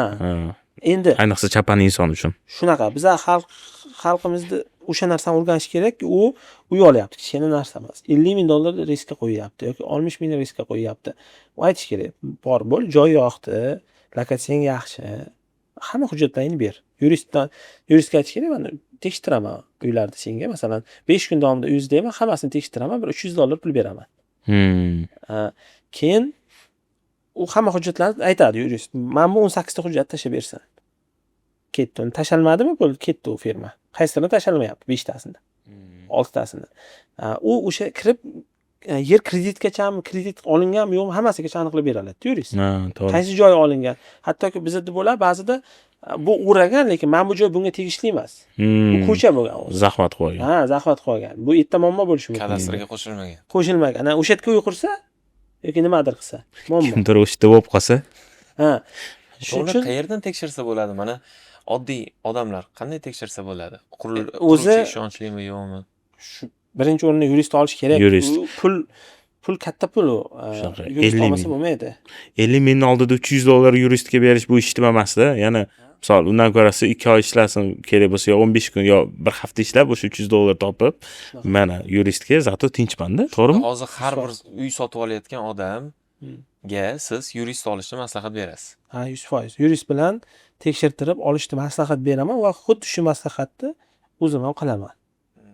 Mana men o'zim ham uy olayotgan vaqtimda bitta sherigimizga uy oldik, pol yurist bilan. Bitta zo'r loyiha yoqdi, qurilish ko'tarilyapti, shartnomani ko'rib chiqsak, shartnomaga shunaqa band kiritilganki, qarang, u xohlagancha cho'zishga anusi bor, huquqi bor. Oh. Loyihani shunaqa bandlar kiritilgan. Endi ruscha yozib qo'yibdi. Bir 18 ta bet beradi. Odamlar o'qimaydi, imzoni qo'yib, pulni berib ketadi. Ya'ni uni o'qib o'tirmaydi. Keyin hattoki uy bitgandan keyin narxni o'zgartirishga huquqi bor deyapti-da. Siz olgan narxingizni 60 mingga olgan bo'lsangiz, ertaga 80 ming desa, hech narsa qila olmaysiz. Shunaqa band kiritilgan, siz rozi bo'lyapsiz o'sha narsaga. O'shanga qo'l qo'yapsiz. Ha, qo'l qo'yyapsiz. Deylik bo'lmasa pulingni qaytarib ol deydi. U ertaga mana siz 3 yil oldin investitsiya qilyapsiz, pulingizni qaytarib bergan taqdirda ham u yutadi, qimmatroqqa sotadi. Pulingizga qurib oladi uyini. Bu hozir Toshkentda real shunaqa kompaniya bor. Ha, biz o'zimiz borib yuristga tekshirtirdikda hamma joy yoqdi. Keyin olmadik. O'sha sotuv bo'limi rahbariga shuni ochib ko'rsatsak, u ham javob berolmayapti-da. Aka oxir qo'lini ko'tarib, bo'ldi aka, olmanglar dedi. Chunki rahbarlarda shunaqa qilingan, men hech narsa qila olmayapman dedi-da. Ha, bo'ldi aka dedi, bizlar Qaysi kompaniya ekan? Nomini aytsak bo'ladimi? Yo'q, bo'lmaydi endi. Keyin men u kompaniya bilan sudlashib yurib, Podkast qimmatga tushamanki. bir sudga o'tib ketasiz. Ya'ni shu birinchi o'rinda yurist bilan birinchi hujjatlarni tekshirdirish kerak. Ikkinchi o'rinda oldin nima proyektlar qilgansan deb so'rashni bilish kerak-da. Misol uchun, men bu 6 ta loyihani bitta qilganman desa, qaysi lokatsiyalarda lokatsiyasini ber, 6 tani ham. Misol, rasmlari bilan desa, o'zi ana kadastr chiqmayotgan bo'lsa, orqasida xom joyi bo'lsa, o'zi qo'rqishni boshlaydi. Berolmayman, bunaqa bo'ladi, bunaqa bo'ladi dedi. Berolmadim, chiqib ketish kerak. Berdimi, borib sekin analiz qilib, uy kichkina narsa emas, yarim kundan olish kerak emas-da, borib ko'rib qanaqa qurgan o'zi. 6 yil o'tibdi, uni sifati buzilmaganmi, misol. Keyin yashayotgan odamlardan sekin feedback so'rab, shunaqa qilib olsa xalq menimcha kamroq aldanadi. Yo'q, kuyish ehtimoli Juda kam. Juda kamayib ketadi-da. Biz o'zimiz qanaqa filtr qilamiz desa, shu mana shu narsalarni tekshiramiz. Undan tashqari, endi hozir qurilishda imkon qadar boshqa quruvchilar bilan kommunikatsiya qilganimiz uchun surishtiramiz. Misol uchun, yaqinda ham bitta katta loyiha chiqdi. Zo'r sotsa bo'ladi. O'shaning biz juda zo'r pul topamiz. Lekin sekin hamma narsa hujjatlari bor, boshqa. Keyin u yoq bu yoqni surishtirib, uni viloyatida bo'lgan bitta quruvchi tanishimiz chiqib qoldi. Unga chiqdik. Chiqdik va aytayapti, ishlab o'tirmanglar. Mana bu proyektni xalta, bu proyektni mana bunaqa. Mana bu proyekt kreditga qo'yilgan. Mana buni kadastri chiqmayapti. Dedi. Bo'ldi dedikda, xo'p deb. Sekin aka biza ana to'g'ri kelmayapti deb endi uni chuqur tushuntirib, ana razbor qilib yurmaysizda. Chiroyli xayrlashdik. Chiroyli xayrlashib, ertasi kuni shuning uchun muhim bu. Biz endi shunga harakat qilamiz. Endi bu degani imkon qadar qolganlar ham harakat qilish kerak. Lekin bu bo'lmaydi degani emas-da. Eng muhimi baribir o'sha sotib olayotgan odamlar to'g'rilash kerak imkon qadar. Endi bu menimcha Escrow degan tizimdan keyin balki to'g'rilanadi, lekin baribir hamma narsada analiz qilishni o'rganishimiz kerak. Конечно. Hamma narsa, u kompyuter sotib olyapmizmi, boshqa sotib olyapmizmi? Izlanish kerak. Mana Suhrob aka, siz mana onlayn sotuvlar qilib, katta daromad qilayotgan insonsiz. O'zi mana 100% onlaynga o'tadi degan narsaga qanaqa qaraysiz? Bu narsa o'tadimi yoki mana bizneslar qachon onlaynga o'tishi kerak yoki qay darajada protsent darajasida onlaynga o'tish kerak deb o'ylaysiz? Endi menimcha onlayn katta qismini egallaydi. Mana 5 yil oldindan ko'ra hozir juda katta. Masalan, men bilaman, tanishlarimni o'quv markazlari bor edi, ular o'zi qiynalishni boshlagan. Nimaga desa, vaqtida 10 tami 11 ta filiali bor edi-da. U onlaynga vaqtida o'tmadi, vaqtida zo'r bo'lgan 5 yil, 4 yil oldin deylik. 3-4 yil oldin tanishgan bo'lsak, u bilan endi qiynalyapti. Nimaga? Onlayn yutib ketyapti. Endi borib onlayn bar maktablashib ketaveradi. Bu degani hamma offlayn biznes yo'qolib ketadi, kimdir biznesi nimadir bo'ladi deganimiz, faqat gibrid qilish kerak baribir. Ya'ni har bir offlayn biznesda onlaynda Instagram bo'lish kerak, uni yuritish kerak va yana bitta muhim qism bu shaxs bo'ladimi yoki biznes bo'ladimi? O'zbekistonda hozir brend qilish arzon. Misol uchun bitta odamning shaxsiy brendini ko'tarish uchun men o'ylayman, zo'r darajada ko'tarib hamma taniydigan qilish uchun $100,000 menimcha yetarli deb o'ylayman hozir. Lekin 5 yildan keyin bu 1 million bo'lishi mumkin. Ana bittasini Rossiyada bitta mashhur o'zini kurslarini sotadigan bolani ko'rdikda, u bitta kanaliga odam yig'adi. Reklama qilaveradi. Eng qizig'i bitta odami $2 dan balandroq tushar ekan. $2 dan balandroq tushadi, u $5 gacha bitta odamni kanaliga obuna qilishga tayyor hozir. Uning kanalida endi hozir 30 mingta odam bor. 30 mingta odamni $5 dan ko'paytirsa yaxshigina summa chiqadi-da. Lekin O'zbekistonda hozir 30 mingta yig'ish ancha qiyin, ancha oson. Ancha arzonga yig'asiz, ancha yaxshi brend ola olasizda. Misol, shuning uchun $2 deb menimcha adashdim. 20 midi hozir eslolmayman aniq. Nu Rossiyada qimmatroq. O'zimizda mana custom acquisition cost deydi. Juda arzon. Ya'ni bitta mijoz narxi juda arzon hozirgi paytda. Endi baribir raqobat o'sgani sari bu narsa qimmatlashib ketaveradi. Shunaqa. Shuning uchun brend baribir qilish kerak. Masalan, bizlar ham bitta loyihamizda, ta'lim loyihamizda oxirgi oylar uchun faqat PR ga 20 ming ajratyapmiz. Misol. Men bitta yangilik eshitib qoldimda. Visa kompaniyasi OpenAI, mana ChatGPT ni yaratgan kompaniya, ular shunaqa loyiha boshlashganki, mana onlayn sotuvlar qilasiz, onlayn xaridlar qilasiz. Onlayn xaridlarni endi insonlar uchun AI agentlar qilishi mumkin. O'sha loyihani ustida уже bular ish olib boryapti. Bu narsaga qanaqa qaraysiz? Misol uchun tasavvur qiling, siz kiyim sotib olishingiz kerak yoki bir uyingizga produkt sotib olishingiz kerak. AI Uzumga borib siz uchun xarid qilyapti. Siz qanaqa qaraysiz bu narsaga? Bu zo'r-ku. Bizning vaqtimiz tejaydi. Endi men o'ylashimcha hozirgi AI ko'proq ishni olib qo'yish uchun, boshqa uchun emas, ko'proq insonlarga yordam berish uchun deb o'ylayman. Masalan, hozir hamma programmistlar ishlatadigan AIlar bor. Kod yozdiradi, vibe coding deydi, nimadir deydi. Ular faqat dasturchilarga yordam beryapti. Dasturchilarni endi qaysidir o'zini ustida ishlamayotganlarni olib tashlayotgan bo'lishi mumkin. Juniorlarni olib tashyapti-yu misol. Bo'lishi mumkin. O'zini ustida ishlash kerak baribir. O'shanda u AI faqat yordamchi bo'lib ketaveradi. Assistent-da. Shunaqa assistent. Tushunarli. Suhrob aka, hozir soatga qarayapman, deyarli 2 soat gaplashib qo'yibmiz-da. Shunaqa, suhbat juda ham qiziq bo'ldi. Vaqt chegaralangan. O'shaning uchun podkast oxirida bizda an'analar bor, bir nechta an'analar bor. Birinchi an'ana bu kitob tavsiyasi. Siz o'qigan, sizga ijobiy ta'sir qilgan bironta kitob tavsiya bersangiz. Endi men o'ylayman, hamma tushunib, ta'sir psixologiyasi degan kitobni o'qish kerak. Ta'sir psixologiyasi kim yozgan uni? Robert Cialdini degan odamning kitobi bor. Endi u ko'proq mana yana bitta tavsiya, hamma sotuvni o'rganish kerak. O'sha sotuvga bog'liq kitob bu. Nima uchun desa, hayotimizda faqat biz sotamiz. Deylik, taksiga arzonroq ketmoqchimizmi? Sotamiz. Qaysidir restoranda yaxshi joyda ovqatlanmoqchimizmi? Sotamiz. Misol, mana bu joy band bo'lsa, yo menga qilib ber shuni. Band degan yozuvni qo'yib qo'ygan bo'lsa. Sotamiz yo sotib olamiz. Yoki sotib olamiz yoki o'zimiz xohlagan qiz bilan turmush qurmoqchimizmi? Buni ota-onamizga, uni ota-onasiga sotamiz. Shuning uchun hamma sotuvni o'rganish shart va men o'zimni jamoamizga kelayotgan eng muhim odamlar hammasini sotuvda ishlatamiz va o'sha sotuvni o'rganishiga mana shu kitob ko'proq ta'sir qiladi, yordam beradi. Keyinchalik o'sha deb o'ylayman. Ta'sir psixologiyasi. Shunaqa, ikkinchi an'ana o'zi har safar podkastimizda eng yaxshi kommentariy yozib o'tgan do'stlarimizga biz bonus tariqasida shuncha 2 soat, 1,5 soat, 3 soatlar vaqtlarini ketkazib ko'rishadi podkastlarni. Nima qilamiz? Mehmon bilan uchrashuv nima qilamiz? Uyushtirib beramiz. O'shanga Xudo xolasa eng yaxshi kommentariyani kutamiz va saralab Suhrob aka bilan nima deydi? Nima haqida, nima deydi? $1 million zapus qilish sirlarini o'rganib olsanglar bo'ladi. Kommentariy yozinglar. Eng yaxshi kommentariyani Suhrob aka o'zlari tanlab oladilar. Xuddi shunaqa yordam berib yubordi. Shunaqa. Shu kattakon rahmat Suhrob aka, maza qildik gaplashib. O'zi ham bu по-моему eng uzun podkastimiz bo'ldi. Qiziqarli ham bo'ldi. Juda katta informatsiyalar olishdi. Menimcha olishadi to'g'ri. Rahmat kattakon. Sog' bo'linglar. Rahmat. Qalay bo'ldi aka?